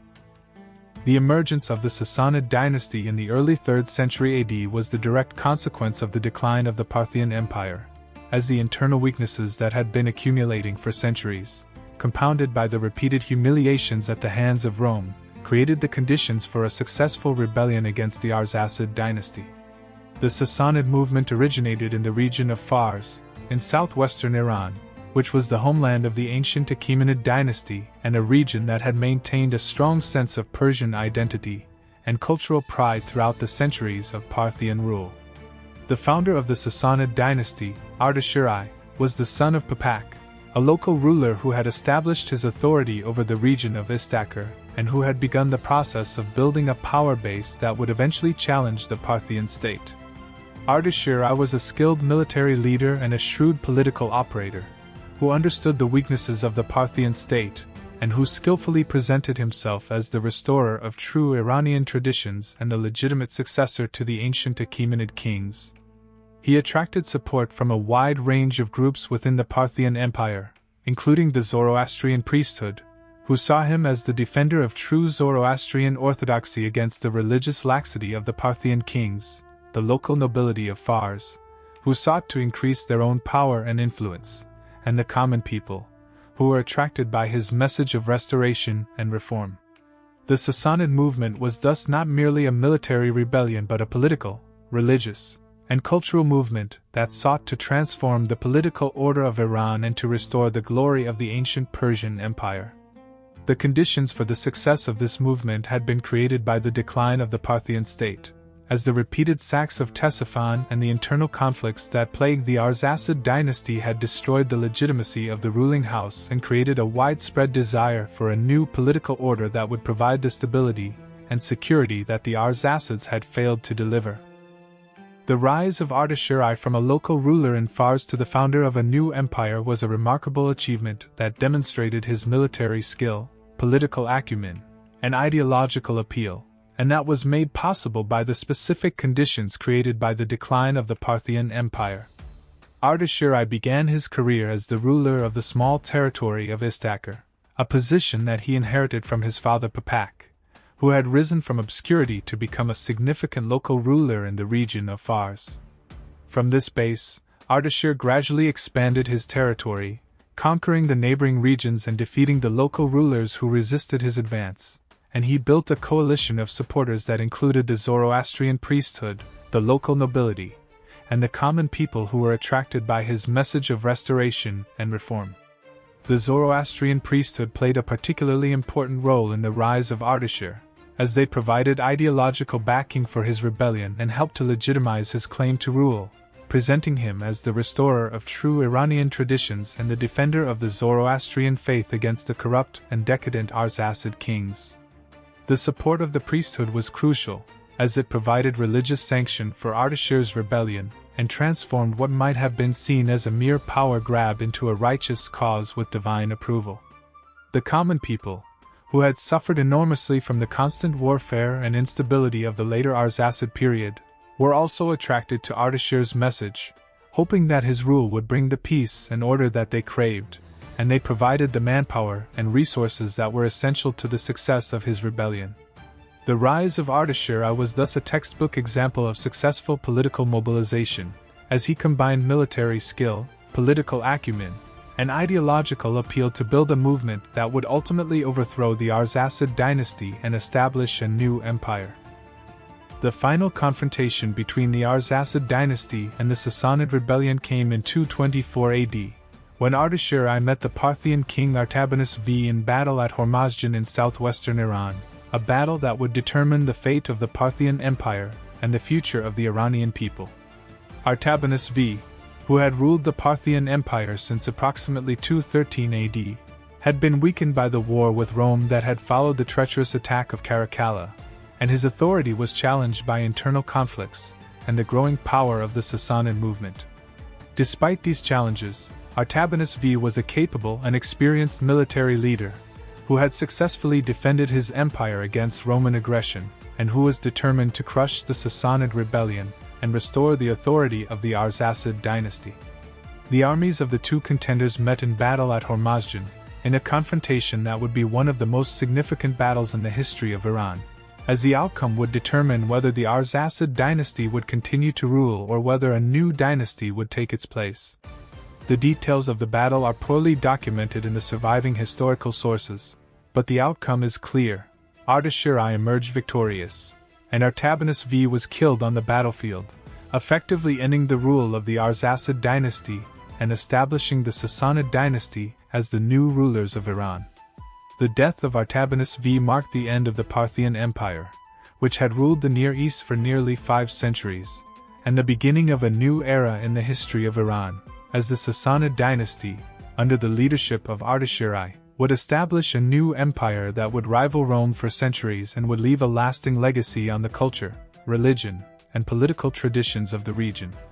The victory at Hormozdgan was the culmination of the long process of decline that had been set in motion centuries earlier by the structural weaknesses of the Parthian political system, and it represented the triumph of the new political movement that had emerged in response to those weaknesses.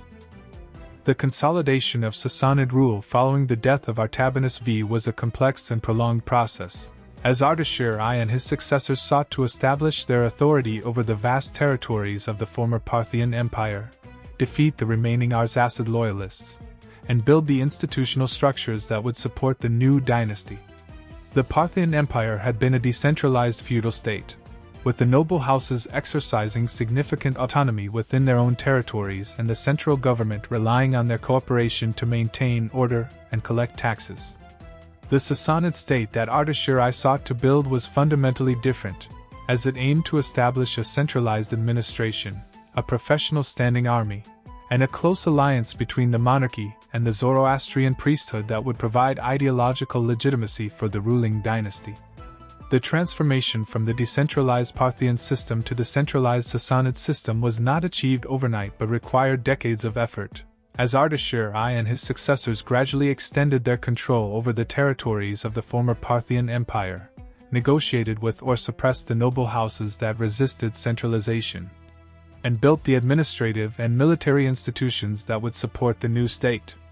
The noble houses of Parthia, which had been the primary power brokers in the succession struggles that had weakened the empire, were the main obstacle to Sassanid consolidation, as they sought to maintain their autonomy and privileges against the centralizing ambitions of the new dynasty.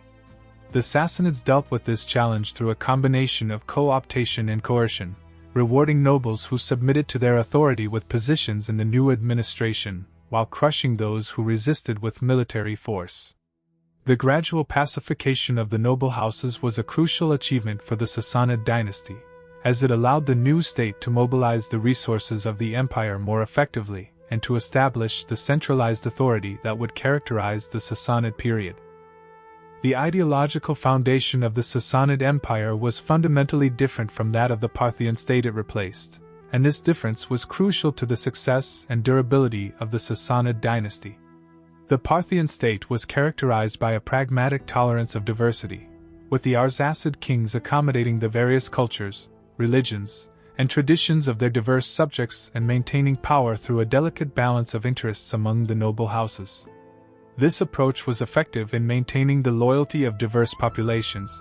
but it also meant that the Parthian state lacked the ideological cohesion that might have helped it withstand the centrifugal forces of dynastic conflict. The Sassanid state, by contrast, was built on a strong ideological foundation, with the monarchy and the Zoroastrian priesthood forming a close alliance that provided religious legitimacy for the ruling dynasty and created a sense of shared identity and purpose among the empire's subjects. The Sassanid kings presented themselves as the restorers of true Iranian traditions, the defenders of Zoroastrian orthodoxy, and the legitimate successors to the ancient Achaemenid emperors, and this ideological framing provided a powerful justification for their rule. The Sassanid Empire was thus not merely a political entity but a religious and cultural project, aimed at restoring the glory of ancient Persia and defending the true faith against the corrupting influences of foreign cultures and heretical sections. This ideological foundation provided the Sassanid Empire with a coherence and stability that the Parthian state had lacked, as the shared religious and cultural identity of the Sassanid subjects gave them a stake in the survival and success of the empire. The Sassanid state was also more centralized than the Parthian state, with a professional bureaucracy, a standing army under direct royal control, and a clear succession system that reduced the likelihood of the fratricidal violence that had plagued the Arsacid dynasty. The ideological and institutional differences between the Parthian and Sassanid empires were thus crucial to the success of the Sassanid dynasty and to the durability of the empire they established. The transformation from the Parthian to the Sassanid period represented a fundamental shift in the political, religious, and cultural order of the ancient Near East, and its consequences would be felt for centuries. The Parthian Empire, with its decentralized feudal structure, its tolerance of diversity, and its pragmatic approach to governance, was replaced by a centralized, ideologically motivated state that sought to restore the glory of ancient Persia and to defend the true Zoroastrian faith against foreign influences. This transformation had profound implications for the peoples of the Near East, as the Sassanid state implemented new policies, established new institutions, and promoted new cultural and religious norms that would shape the development of the region for centuries. The Sassanid Empire would prove to be one of the most powerful and durable states of the ancient world, rivaling Rome for centuries and leaving a lasting legacy on the culture, religion, and political traditions of Iran and the broader Near East. The Sassanid period is remembered as a golden age of Iranian civilization, a time of great achievements in art, architecture, literature, and learning, and the Sassanid dynasty is revered in Iranian historical memory as the legitimate successor to the ancient Achaemenid Empire. The overthrow of the Arsacid dynasty was thus not an ending but a beginning, as the decline of the Parthian Empire created the conditions for the rise of a new and more powerful Iranian state that would carry on the traditions of Persian civilization and compete with Rome for dominance of the ancient world. The successive sacks of Ctesiphon by Rome were thus not merely military victories but catalysts for a fundamental transformation of the political order of the Near East, as the humiliation and weakening of the Parthian Empire created the conditions for the rise of a new and more formidable rival for Rome. The story of the sacks of Ctesiphon and the fall of the Parthian Empire thus reveals the complex interplay of internal and external factors in the rise and fall of empires, and it provides important lessons for understanding the dynamics of political change throughout history. The ruins of the Takai Kisra, the Great Arch of Ctesiphon, stand today as a silent monument to the glory and the tragedy of the Parthian Empire, a reminder of the power that the Arsacid dynasty once wielded and the humiliation that ultimately brought about its fall. The Takai Kisra, whose name means the Arch of Khosrow, was originally constructed during the Parthian period, although it was later expanded and embellished by the Sassanid kings who succeeded the Arsacids, and it was one of the most impressive architectural achievements of the ancient world.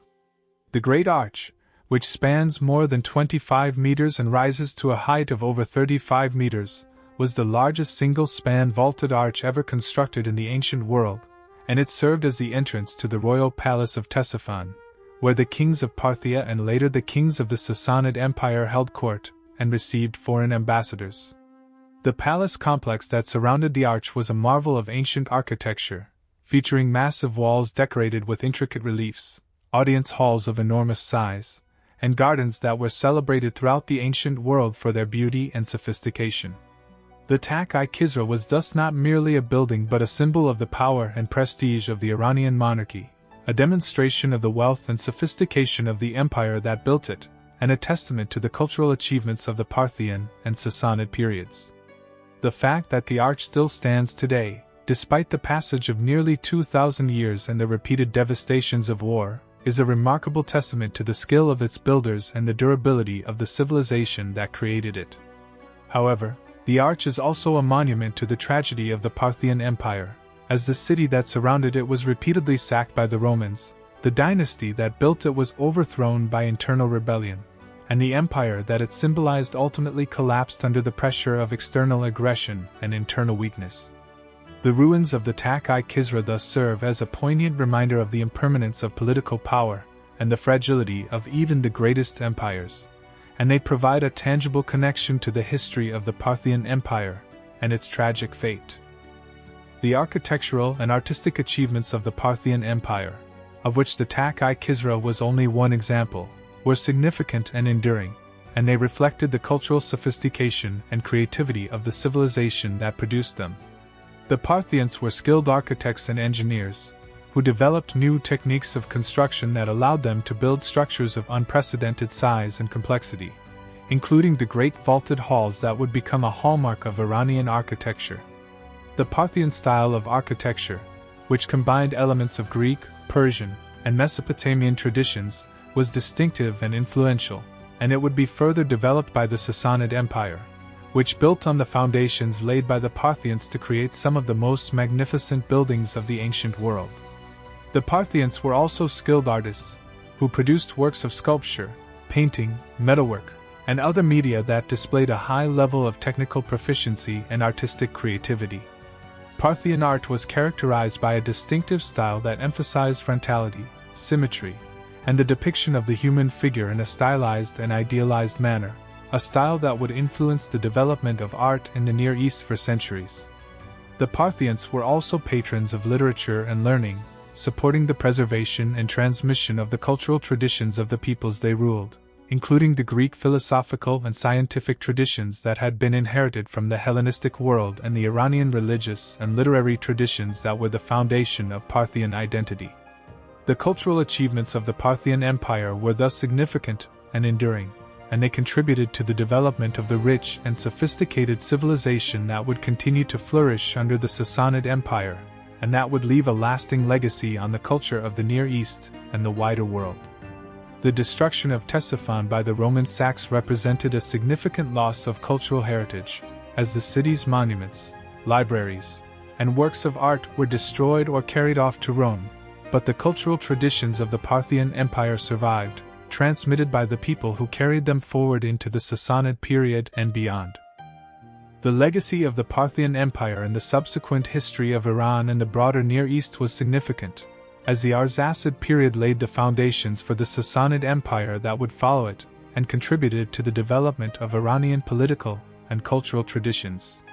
The Sassanid Empire, which replaced the Parthians, built on the foundations laid by the Arsacid dynasty, inheriting the territorial extent, economic networks, and cultural traditions of the Parthian state, while reforming its political institutions to address the weaknesses that had led to the Parthian collapse. The Sassanid succession system, with its clearer rules and stronger centralization, was a direct response to the fratricidal violence that had destroyed the Arsacid dynasty, and the Sassanid alliance with the Zoroastrian priesthood was an effort to provide the ideological legitimacy that the later Arsacids had lacked. The Parthian period also contributed to the development of Iranian identity, as the Arsacid kings, despite their Greek influences, maintained strong connections to their Iranian heritage and promoted the Zoroastrian faith that would become the dominant religion of the Sassanid period. The Parthian Empire was thus not merely an interlude between the great Persian empires of the Achaemenids and the Sassanids, but a crucial link in the chain of Iranian history, transmitting the traditions of the ancient Persians to the future generations who would build on them. The legacy of the Parthian Empire is also evident in the broader history of the ancient world, as the Parthian-Roman rivalry shaped the development of both empires and contributed to the geopolitical dynamics of the ancient Near East. The Parthian Empire's control over the Silk Road trade routes made it a crucial intermediary between East and West, facilitating the exchange of goods, ideas, and technologies that would shape the development of civilizations across the ancient world. The historical significance of the Parthian Empire thus extends far beyond its own borders, as its influence was felt throughout the ancient world and its legacy continued to shape the development of the Near East for centuries after its fall. The memory of the Parthian Empire in the centuries following its fall was shaped by both the Sassanid dynasty that replaced it and the Roman historians who recorded its history, and this memory was often colored by the ideological and political concerns of those who preserved it. The Sassanids, who presented themselves as the restorers of true Iranian traditions and the legitimate successors to the ancient Achaemenid kings, had a vested interest in portraying the Parthian period as a time of decline and corruption, contrasting their own virtuous rule with the decadence and instability of the Arsacid dynasty. This negative portrayal of the Parthians was reflected in the Sassanid historical tradition, which often downplayed the achievements of the Arsacid period and emphasized the failings of the later Arsacid kings. The Roman historians, who had their own biases and agendas, also contributed to the negative portrayal of the Parthians, depicting them as barbarians, decadents, and tyrants whose internal conflicts made them unworthy of the power they wielded. The combined effect of these biased portrayals was to create a distorted picture of the Parthian Empire, one that emphasized its weaknesses and failures while downplaying its achievements and strengths. Modern historians have worked to correct this distorted picture, recognizing the Parthian Empire as a major civilization in its own right, with a rich culture, sophisticated institutions, and significant achievements in military, economic, and cultural spheres. The modern reassessment of the Parthian Empire has been facilitated by archaeological discoveries, numismatic studies, and the careful analysis of the surviving literary sources, which together provide a more balanced picture of the Parthian period than the biased accounts of the ancient sources. The historical memory of the Parthian Empire thus illustrates the challenges of reconstructing the past from biased sources, and the importance of critical analysis and archaeological evidence in correcting the distortions of the historical record. The lessons of the Parthian Empire's fall are numerous and significant, providing insights into the dynamics of political power, the importance of stable institutions, and the destructive potential of internal conflict that remain relevant in the modern world. The most important lesson is perhaps the critical importance of clear succession rules, as the absence of such rules was the primary factor in the fratricidal violence that destroyed the Arsacid dynasty. The Parthian Empire's failure to establish a clear system for transferring power meant that every royal death potentially triggered a civil war, and the cumulative effect of these conflicts was to weaken the state to the point where it could no longer resist internal rebellion. The lesson here is that political stability requires not only strong leadership but also strong institutions that can manage the transfer of power peacefully and prevent the outbreak of civil war. The Parthian case also demonstrates the dangers of powerful aristocratic factions, as the noble houses of Parthia, with their own armies and their own interests, played a major role in the succession struggles that destroyed the empire. The lesson here is that a strong central government must be able to control or co-opt powerful aristocratic factions, preventing them from pursuing their own interests at the expense of the state. The Parthian case also illustrates the importance of legitimacy, as the erosion of the Arsacid dynasty's legitimacy through the constant violence and instability was a major factor in the success of the Sassanid rebellion. The lesson here is that political legitimacy is a precious resource that must be cultivated and maintained, as the loss of legitimacy can be fatal to a political system. The story of the Parthian Empire thus offers valuable lessons for understanding the challenges of governance and the importance of political institutions, lessons that remain as relevant today as they were 2,000 years ago.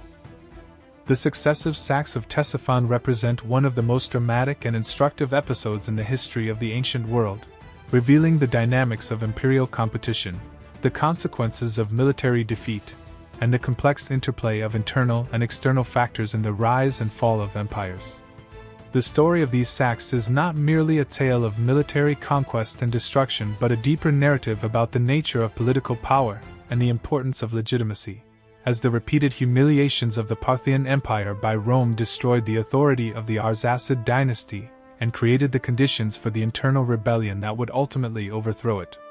The sacks of Ctesiphon also demonstrate the interconnectedness of the ancient world, as the consequences of these events extended far beyond the immediate conflict between Rome and Parthia, affecting the entire Mediterranean world through the spread of the Antonine Plague and reshaping the political order of the Near East through the rise of the Sassanid Empire. The story of the saques of Ctesiphon is thus a crucial chapter in the history of the ancient Near East, one that provides important insights into the dynamics of empire, the nature of political power, and the consequences of military defeat, insights that remain relevant for understanding the challenges facing political systems throughout history. The ruins of the Tak-i-Kisra, standing in the desert of modern Iraq, serve as a tangible reminder of this history, a monument to the glory and the tragedy of the Parthian Empire and a symbol of the enduring legacy of the civilization that built it. The strategic and tactical lessons of the Roman campaigns against Ctesiphon are numerous and significant, as these campaigns demonstrated both the strengths and weaknesses of the Roman military system and provided valuable insights into the conduct of warfare in the ancient world. The Roman campaigns against Ctesiphon were characterized by careful planning, meticulous logistics, and the effective use of siege warfare, all of which reflected the organizational genius of the Roman military and the professionalism of its commanders and soldiers. The Roman army's ability to march through enemy territory, maintain its supply lines, and conduct prolonged sieges of fortified cities was a testament to the discipline, training, and engineering skill that were the hallmarks of Roman military power. The campaigns also demonstrated the importance of intelligence and reconnaissance, as the Roman commanders carefully gathered information about the disposition of Parthian forces, the condition of the roads and rivers, and the defenses of the cities they planned to attack, using this information to make informed decisions about the conduct of the campaign. The Roman campaigns also revealed the limitations of the Parthian military system, particularly its weakness in siege warfare and its inability to defend fortified positions against a determined and well-equipped enemy, limitations that the Romans exploited to devastating effect.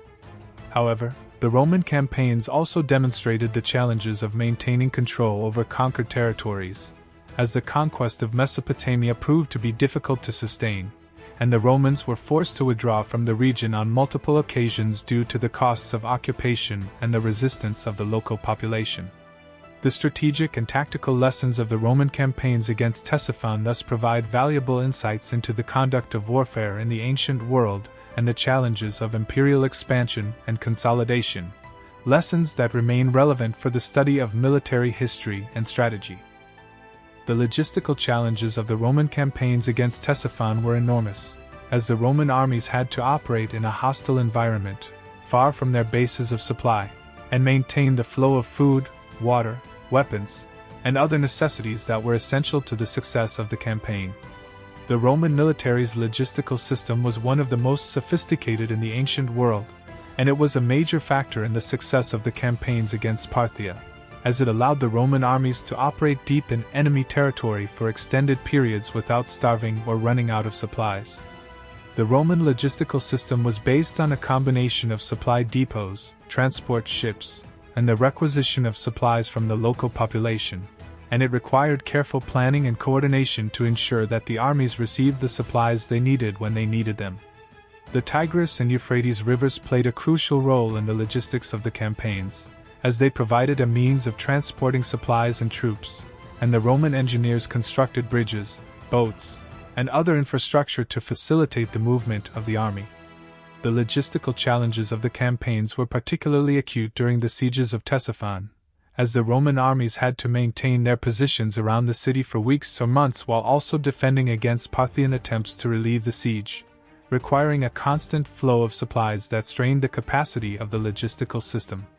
The successful management of these logistical challenges was a testament to the skill and professionalism of the Roman military's support personnel, including the engineers, quartermasters, and administrators who worked behind the scenes to keep the army supplied and operational. The logistical achievements of the Roman campaigns against Ctesiphon thus provide valuable insights into the importance of logistics in military operations and the organizational capabilities that were essential to the success of the Roman Empire's military campaigns. The human cost of the Roman campaigns against Ctesiphon was enormous, as the wars resulted in the deaths of hundreds of thousands of people, the enslavement of many more, and the displacement of entire populations, causing suffering on a scale that is difficult to comprehend. The sack of Ctesiphon in 198 AD alone resulted in the deaths of tens of thousands of people and the enslavement of approximately 100,000 more, according to the account of the Roman historian Cassius Dio, and the other sacks and campaigns inflicted similar levels of devastation.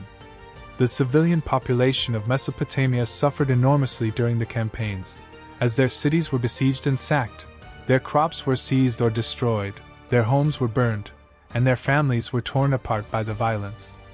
The soldiers on both sides also suffered enormously, as they faced the dangers of battle, disease, and the hardships of campaigning in a hostile environment, and the losses suffered by the Roman and Parthian armies were staggering.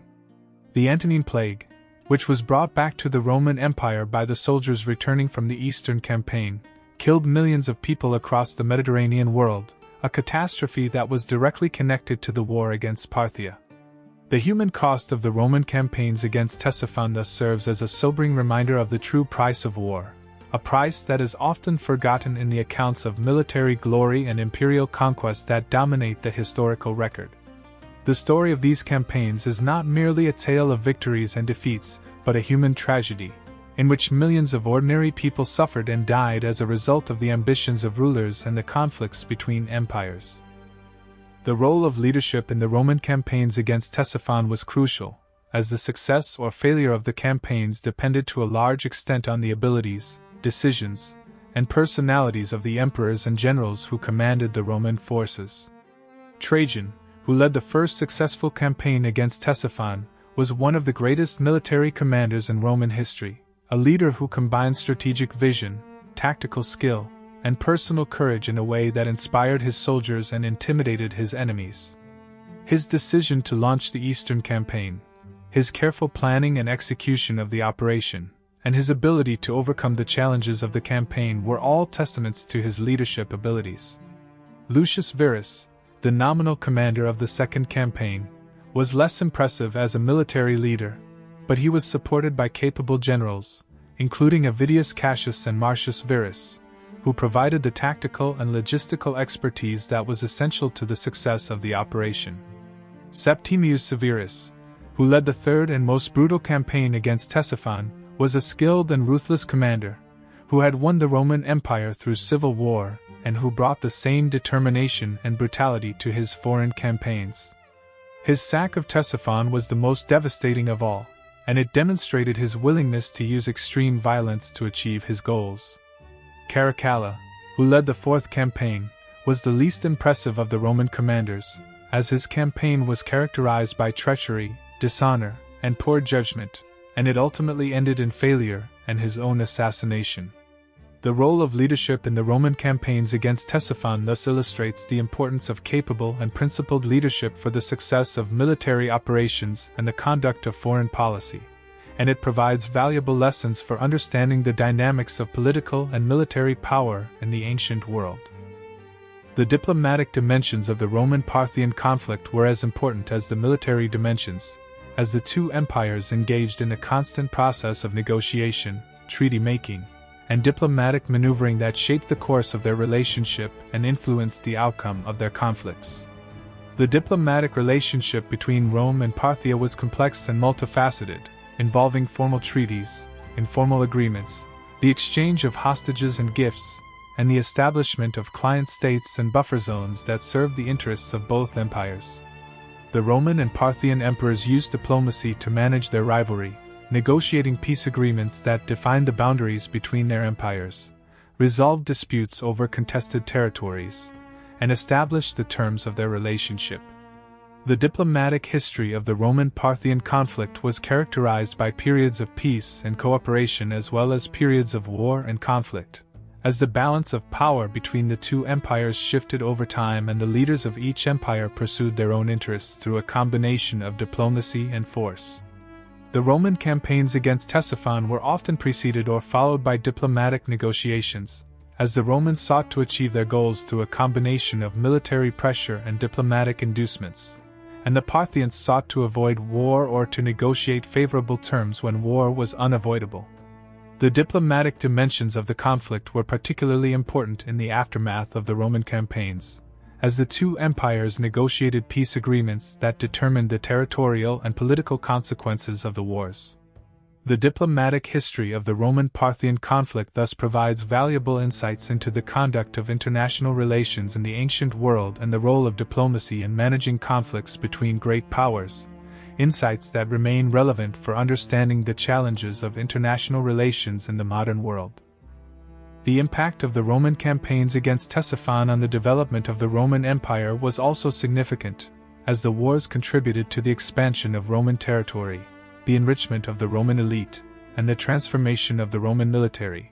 but also to the spread of disease, the strain on the economy, and the weakening of the empire's defenses. The conquest of Mesopotamia under Trajan and Septimius Severus expanded the boundaries of the Roman Empire to their greatest extent, adding new provinces, new resources, and new populations to the empire, and the looting of Ctesiphon and other Parthian cities brought enormous wealth to Rome, enriching the emperors, the soldiers, and the aristocratic families who participated in the campaigns. However, the wars also had significant costs, as the campaigns required enormous expenditures of resources. The occupation of conquered territories strained the military and administrative capacity of the empire, and the Antonine Plague, which was brought back from the Eastern campaign, killed millions of people and weakened the economy and the military. The Roman campaigns against Ctesiphon thus had a complex and multifaceted impact on the development of the Roman Empire, contributing to its power and wealth in some ways while also contributing to its decline and transformation in others. The story of these campaigns thus reveals the interconnectedness of the Roman and Parthian empires and the ways in which their rivalries shaped the development of both states, and it provides important insights into the dynamics of imperial competition and the consequences of military expansion for the development of empires. The archaeological evidence from Ctesiphon and the surrounding region provides important insights into the history of the Parthian Empire and the impact of the Roman saques, as the physical remains of the city and its monuments reveal the scale of the destruction and the nature of the civilization that was destroyed. The ruins of Ctesiphon, including the Great Arch of the Takai Kisra, are among the most important archaeological sites in the ancient Near East, and they have been the subject of extensive study by archaeologists and historians who have sought to reconstruct the history of the city and the empire it served.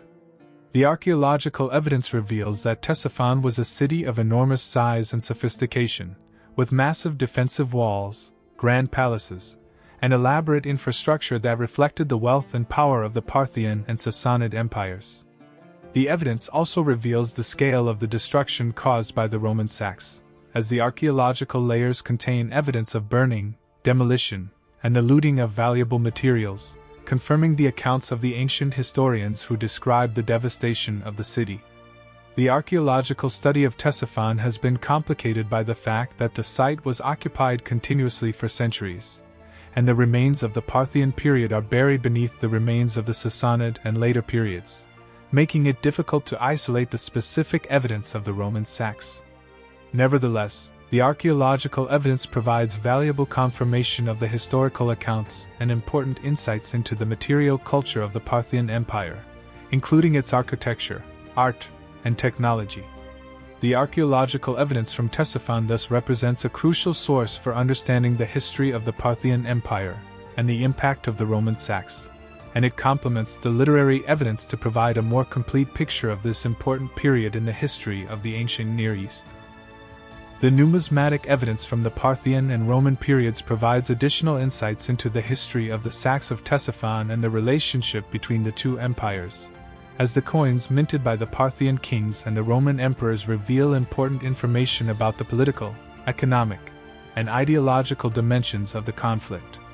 The Parthian coinage, which was minted in large quantities and circulated throughout the empire and beyond, provides valuable evidence about the succession of the Parthian kings, the economic condition of the empire, and the ideological self-presentation of the Arsacid dynasty. The quality and silver content of the Parthian coinage declined over time, reflecting the economic decline that accompanied the internal conflicts and the repeated Roman invasions, and the coins minted by the later Arsacid kings are noticeably inferior to those of their predecessors. The Roman coinage from the period of the Eastern campaigns provides important evidence about the propaganda value of the saques of Ctesiphon, as the emperors who led the campaigns minted coins that celebrated their victories and depicted the humiliation of the Parthian Empire.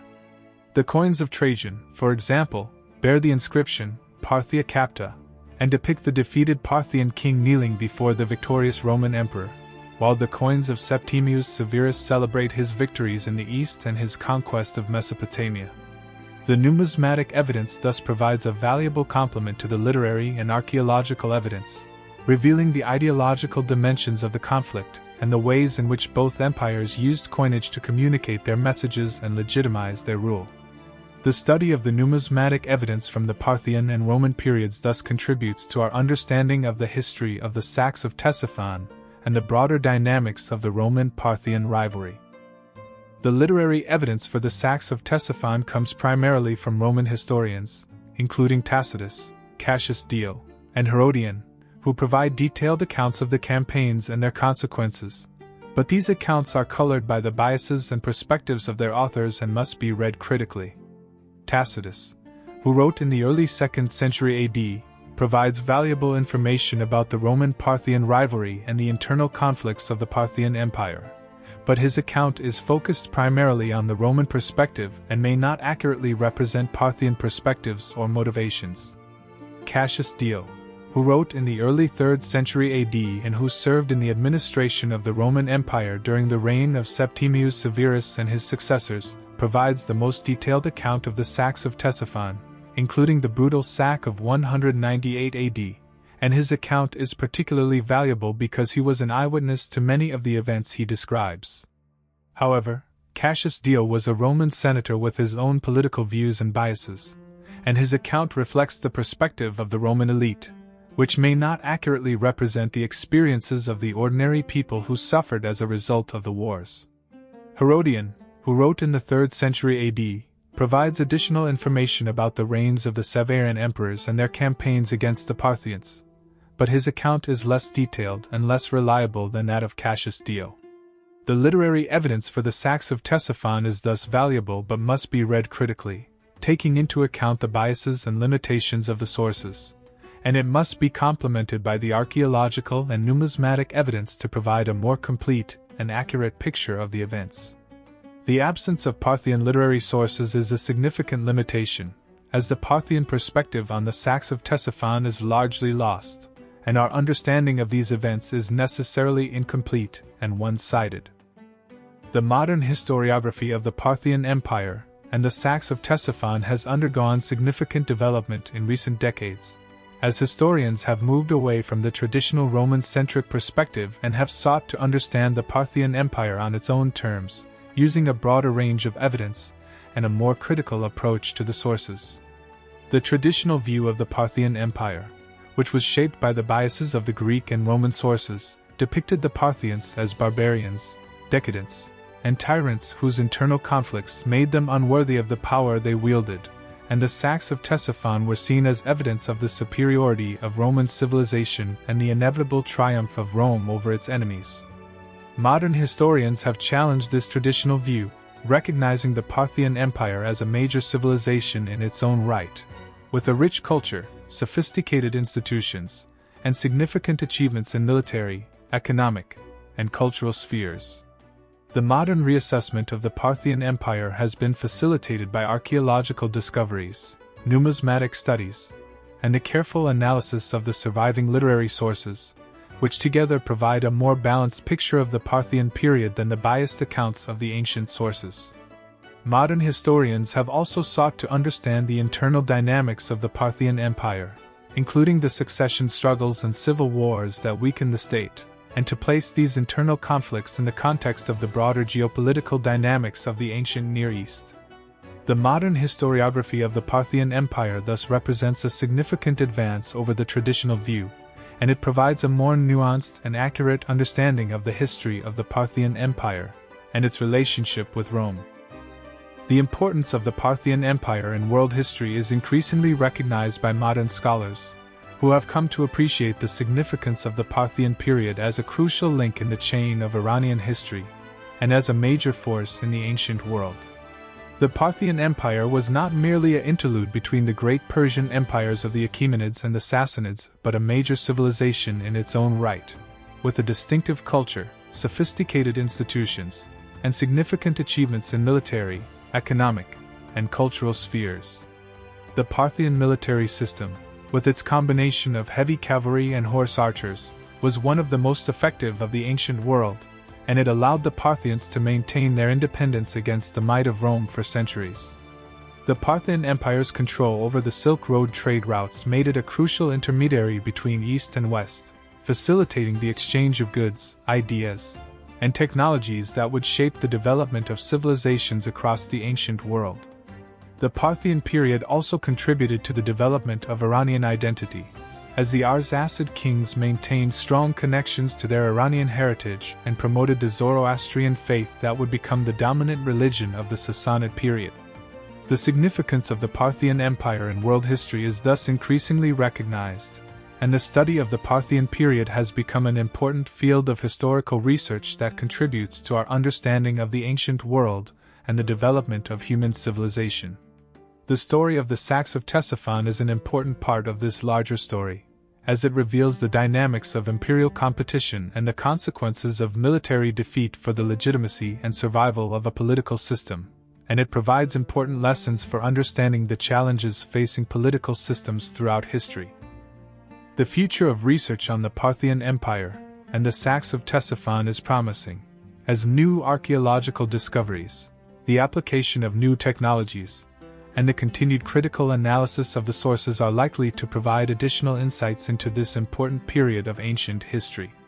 The archaeological site of Ctesiphon, despite the damage it has suffered over the centuries, still holds enormous potential for further research, and future excavations may reveal new information about the city's history, its monuments, and the impact of the Roman saques. The application of new technologies, including remote sensing, digital mapping, and the analysis of ancient DNA, may also provide new insights into the history of the Parthian Empire and the lives of its people. The continued critical analysis of the literary sources, including the Roman historians who described the saques of Ctesiphon, may also yield new insights into the events and their significance, as historians develop new interpretive frameworks and ask new questions about the sources. The future of research on the Parthian Empire is thus promising, and it is likely that our understanding of this important civilization will continue to grow and deepen in the coming years. The story of the saques of Ctesiphon will continue to be an important part of this research, as it provides a crucial case study of the dynamics of imperial competition, the consequences of military defeat, and the complex interplay of internal and external factors in the rise and fall of empires, lessons that remain relevant for understanding the challenges facing political systems throughout history.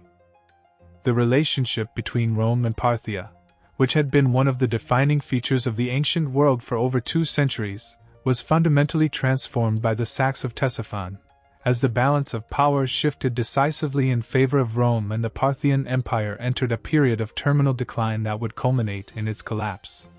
The Parthian Empire had been the primary rival of Rome since the 1st century BC, when the expansion of Roman power into the eastern Mediterranean brought the two empires into direct contact and competition, and the two empires had fought a series of wars that had alternated between Roman victories and Parthian victories, with either side able to achieve a decisive advantage. The saques of Ctesiphon in the 2nd century AD changed this dynamic, as the Romans, for the first time in the history of the rivalry, were able to penetrate the heart of the Parthian Empire and capture its capital, demonstrating the superiority of Roman arms and the weakness of the Parthian state in a way that could not be denied. The repeated humiliations of the Parthian Empire by Rome destroyed the prestige and legitimacy of the Arsacid dynasty, encouraged rebellion among the empire's subjects, and created the conditions for the internal rebellion that would ultimately overthrow the dynasty and establish the Sassanid Empire. The relationship between Rome and Parthia was thus transformed by the saques of Ctesiphon, as the balance of power shifted from a situation of rough parity to one of Roman dominance, and the Parthian Empire entered a period of terminal decline that would culminate in its collapse and replacement by a new and more powerful Iranian state. The story of this transformation is a crucial chapter in the history of the ancient Near East, revealing the dynamics of imperial competition and the consequences of military defeat for the legitimacy and survival of a political system. The comparison between the Roman and Parthian empires during the period of the saques of Ctesiphon reveals important differences in their political, military, and economic systems that help to explain the different trajectories of the two empires.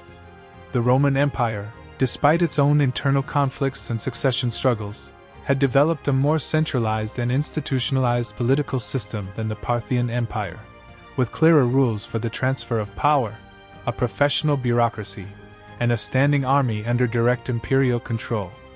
The Roman military system, with its emphasis on discipline, training, and engineering, was better suited to the demands of siege warfare and prolonged campaigns than the Parthian military system, which was based on the cavalry forces of the noble houses and was most effective in open-field battles. The Roman economy, with its vast resources drawn from the wealth of the entire Mediterranean world, was also more resilient than the Parthian economy, which was based on a combination of agriculture, trade, and manufacturing that was vulnerable to disruption by war. These differences help to explain why the Roman Empire was able to recover from the internal conflicts and external pressures that it faced, while the Parthian Empire was unable to recover from the repeated humiliations of the saques of Ctesiphon and ultimately collapsed. The comparison between the Roman and Parthian empires thus provides valuable insights into the factors that contribute to the success or failure of empires, and it reveals the importance of political institutions, military organization, and economic resilience for the survival and success of a state in the face of internal and external challenges. The impact of the saques of Ctesiphon on the Parthian economy was devastating, as the looting of the royal treasuries, the destruction of the city's infrastructure, and the disruption of trade networks depleted the resources of the state and undermined the economic foundations of the empire. The Parthian economy had been based on a combination of agriculture, trade, and manufacturing, with the fertile lands of Mesopotamia providing abundant harvests, the Silk Road trade generating substantial revenues, and the cities of the empire serving as centers of commerce and production. The Roman saques of Ctesiphon disrupted all of these economic activities, as the armies marched across the countryside, seizing crops, requisitioning supplies, and destroying the irrigation systems that were essential to agricultural production, while the destruction of the city and the disruption of trade networks reduced the income of the state and weakened the financial position of the merchants. The loss of the Mesopotamian territories to Rome, which followed the saques of Ctesiphon, was a particularly severe blow to the Parthian economy, as Mesopotamia was one of the wealthiest regions of the empire, and the loss of its agricultural production and trade revenues further weakened the already fragile state. The economic decline of the Parthian Empire was thus accelerated by the saques of Ctesiphon, as each Roman victory further depleted the resources of the state and disrupted the economic activities that were essential to its prosperity, making it increasingly difficult for the empire to maintain its military and administrative apparatus and to defend itself against external and internal threats. The economic consequences of the saques of Ctesiphon thus played a major role in the decline and collapse of the Parthian Empire, as the weakening of the economy undermined the foundations of the state, and made it more vulnerable to the internal challenges that would ultimately destroy it. The impact of the saques of Ctesiphon on the Parthian military was equally devastating, as the losses suffered in the unsuccessful attempts to defend the capital and the disruption of the economic base of the empire weakened the armed forces and reduced the ability of the state to defend itself against external and internal threats. The Parthian military system, which had been one of the most effective in the ancient world, was based on the cavalry forces of the noble houses, and these forces were the primary defenders of the empire against external threats. The repeated defeats at the hands of the Romans, however, had demonstrated the limitations of the Parthian military system, particularly its weakness in siege warfare and its inability to defend fortified positions against a determined and well-equipped enemy. The losses suffered in the successive campaigns had depleted the ranks of the noble cavalry, reducing the number of trained soldiers available for the defense of the empire, and the disruption of the economic base of the empire made it difficult to recruit and equip new forces. The military decline of the Parthian Empire was thus a direct consequence of the saques of Ctesiphon, as the repeated defeats at the hands of Rome weakened the armed forces and demonstrated the superiority of Roman military power in a way that could not be denied. The military weakness of the Parthian state was particularly significant because it made the empire vulnerable to internal rebellion, as the noble houses and other powerful actors, seeing the weakness of the central authority, were emboldened to pursue their own interests and to challenge the rule of the Arsacid dynasty. The military decline of the Parthian Empire was thus both a cause and a consequence of the internal conflicts that plagued the dynasty, as the weakening of the armed forces made internal conflicts more likely, and the internal conflicts further weakened the armed forces, creating a destructive cycle that ultimately proved fatal to the Arsacid state. The impact of the saques of Ctesiphon on the Parthian political system was perhaps the most significant, as the repeated humiliations at the hands of Rome destroyed the legitimacy of the Arsacid dynasty and created the conditions for the internal rebellion that would ultimately overthrow it. The Parthian kings had always presented themselves as the successors of the ancient Achaemenid emperors, the rulers of a great empire that rivaled Rome in power and prestige, and the protection of the capital city of Ctesiphon was a fundamental responsibility of the monarchy. The repeated failure of the kings to protect their capital from Roman attack was a devastating blow to this image of royal authority, as it demonstrated to the entire empire that the Arsacid kings were unable to fulfill even the most basic responsibilities of their office.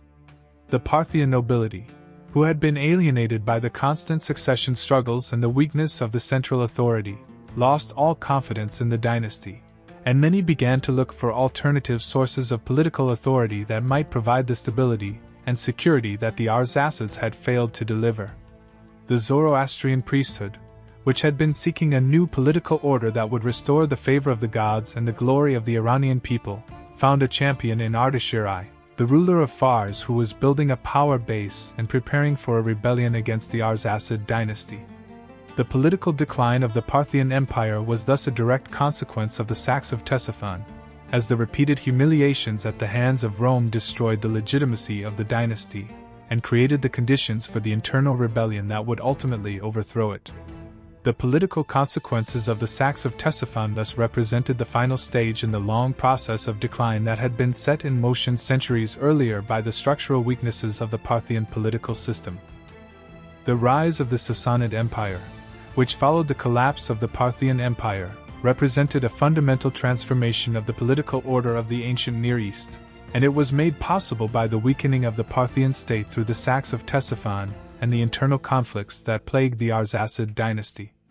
The Sassanid Empire was more centralized, more militarily capable, and more ideologically motivated than the Parthian state it replaced, and it would prove to be a more formidable rival for Rome than the Parthian Empire had been. The Sassanid kings established a clear succession system, reducing the likelihood of the fratricidal violence that had plagued the Arsacid dynasty, and they built a professional standing army under direct royal control, reducing the dependence on the noble houses that had weakened the Parthian state. The Sassanid state also established a close alliance between the monarchy and the Zoroastrian priesthood, which provided religious legitimacy for the ruling dynasty and created a sense of shared identity and purpose among the empire's subjects.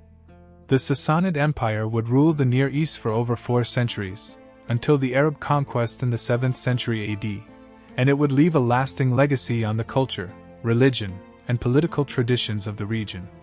The rise of the Sassanid Empire was thus a direct consequence of the decline and collapse of the Parthian Empire, which was caused in large part by the saques of Ctesiphon and the internal conflicts that they exacerbated. The story of the saques of Ctesiphon and the rise of the Sassanid Empire thus reveals the complex dynamics of political change, and the ways in which the decline of one empire can create the conditions for the rise of another. The story of the saques of Ctesiphon is one of the most dramatic and instructive episodes in the history of the ancient world, revealing the dynamics of imperial competition, the consequences of military defeat, and the complex interplay of internal and external factors in the rise and fall of empires. The Parthian Empire, which had been one of the most powerful and sophisticated states of the ancient world, rivaling Rome in military strength, economic wealth, and cultural achievement, was progressively weakened by the repeated humiliations inflicted upon it by Roman armies, which captured its capital, looted its treasuries, and enslaved its people. These humiliations destroyed the legitimacy of the Arsacid dynasty, alienated the noble houses and the Zoroastrian priesthood, and created the conditions for the internal rebellion that would ultimately overthrow the dynasty and establish the Sassanid Empire. The story of the saques of Ctesiphon thus provides a clear example of how military defeat can undermine the legitimacy of a political system and create the conditions for political change, and it reveals the importance of political stability and strong institutions for the survival and success of a state. The Parthian Empire was not destroyed by a single catastrophic event but by the cumulative effect of structural weaknesses and external pressures, as the absence of clear succession rules, the power of the noble houses, and the repeated defeats at the hands of Rome combined to create a situation in which the collapse of the dynasty was almost inevitable. The story of the saques of Ctesiphon thus offers valuable lessons for understanding the dynamics of political power and the challenges of governance. Lessons that remain relevant for understanding the challenges facing political systems throughout history. The historical significance of the saques of Ctesiphon extends beyond the immediate consequences for the Parthian Empire, as these events had profound implications for the development of the Roman Empire, the transformation of the ancient Near East, and the broader history of the ancient world. The saques of Ctesiphon represented the high point of Roman military power in the East, demonstrating the ability of the Roman army to penetrate the heart of its greatest rival and to impose its will on a proud and powerful empire. The looting of the Parthian capital brought enormous wealth to Rome, enriching the emperors, the soldiers, and the aristocratic families who participated in the campaigns, and the propaganda value of the victories was immense, as the emperors celebrated their triumphs and depicted the humiliation of the Parthian Empire on coins, monuments, and public ceremonies. However, the saques of Ctesiphon also had significant costs for the Roman Empire, as the campaigns required enormous expenditures of resources. The occupation of conquered territories strained the military and administrative capacity of the empire, and the Antonine Plague, which was brought back from the Eastern Campaign, killed millions of people and weakened the economy and the military. The saques of Ctesiphon also had profound implications for the ancient Near East, as the weakening of the Parthian Empire created the conditions for the rise of the Sassanid Empire, which would prove to be a more formidable rival for Rome and would shape the history of the region for centuries. The historical significance of the saques of Ctesiphon thus extends far beyond the immediate conflict between Rome and Parthia, as these events reshaped the political, military, economic, and cultural landscape of the ancient world and set the stage for the conflicts and transformations that would characterize the later centuries of antiquity. The lessons of the saques of Ctesiphon for the study of military history are numerous and significant, as these events provide valuable insights into the conduct of warfare in the ancient world, the importance of logistics and siege warfare, and the relationship between military power and political legitimacy. The Roman campaigns against Ctesiphon demonstrated the effectiveness of the Roman military system, with its emphasis on discipline, training, engineering, and logistics, and they revealed the importance of careful planning and preparation for the success of military operations. The campaigns also revealed the limitations of the Parthian military system, particularly its weakness in siege warfare and its inability to defend fortified positions against a determined and well-equipped enemy, and they demonstrated the importance of adapting military tactics and strategies to the specific conditions of the conflict. The saques of Ctesiphon also revealed the importance of military victory for political legitimacy, as the repeated defeats of the Parthian Empire by Rome destroyed the authority of the Arsacid dynasty and created the conditions for the internal rebellion that would ultimately overthrow it. The lessons of the saques of Ctesiphon thus provide valuable insights into the conduct of warfare and the relationship between military power and political stability, insights that remain relevant for the study of military history and strategy in the modern world.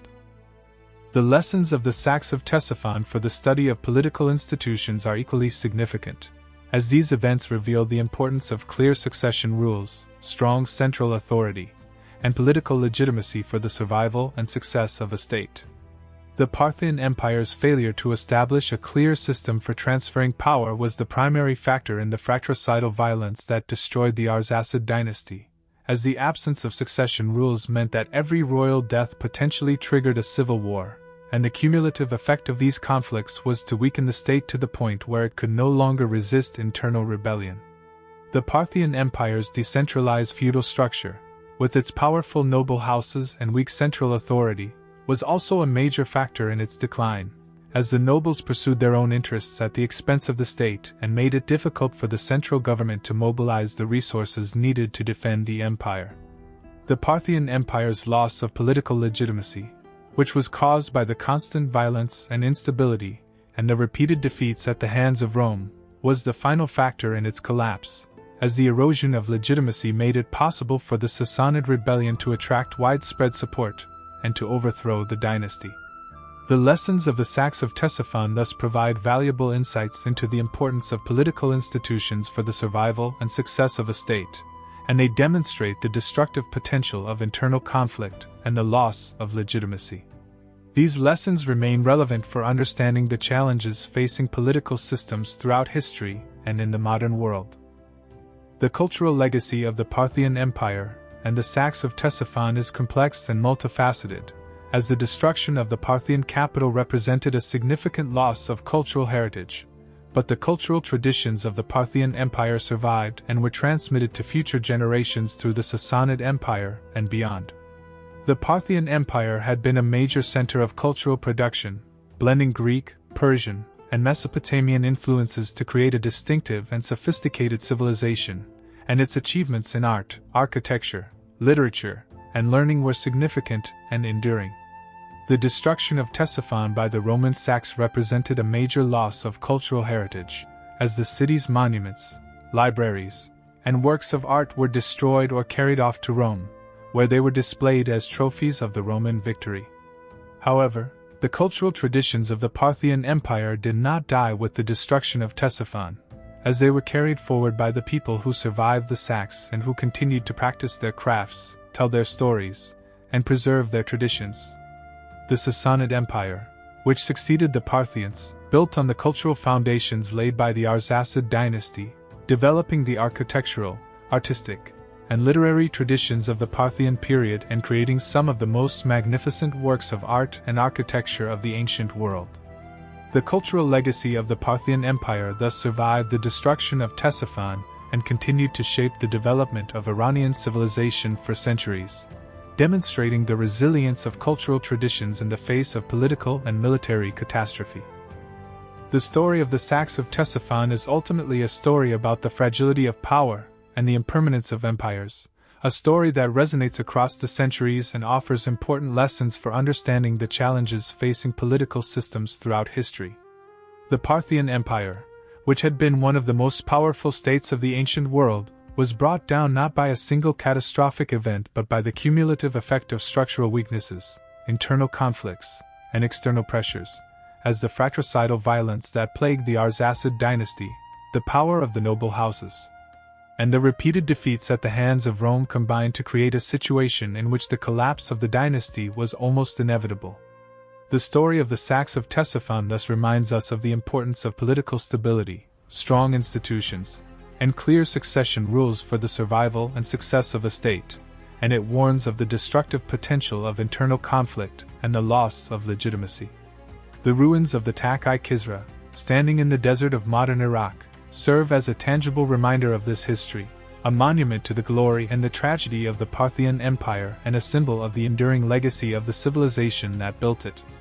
The story of the saques of Ctesiphon is thus not merely a tale of ancient battles and political intrigue but a timeless narrative about the nature of power, the fragility of empires, and the enduring human struggle to build stable and just political orders in the face of competing interests and conflicting loyalties. I hope you enjoyed this content, and I'll see you in the next video.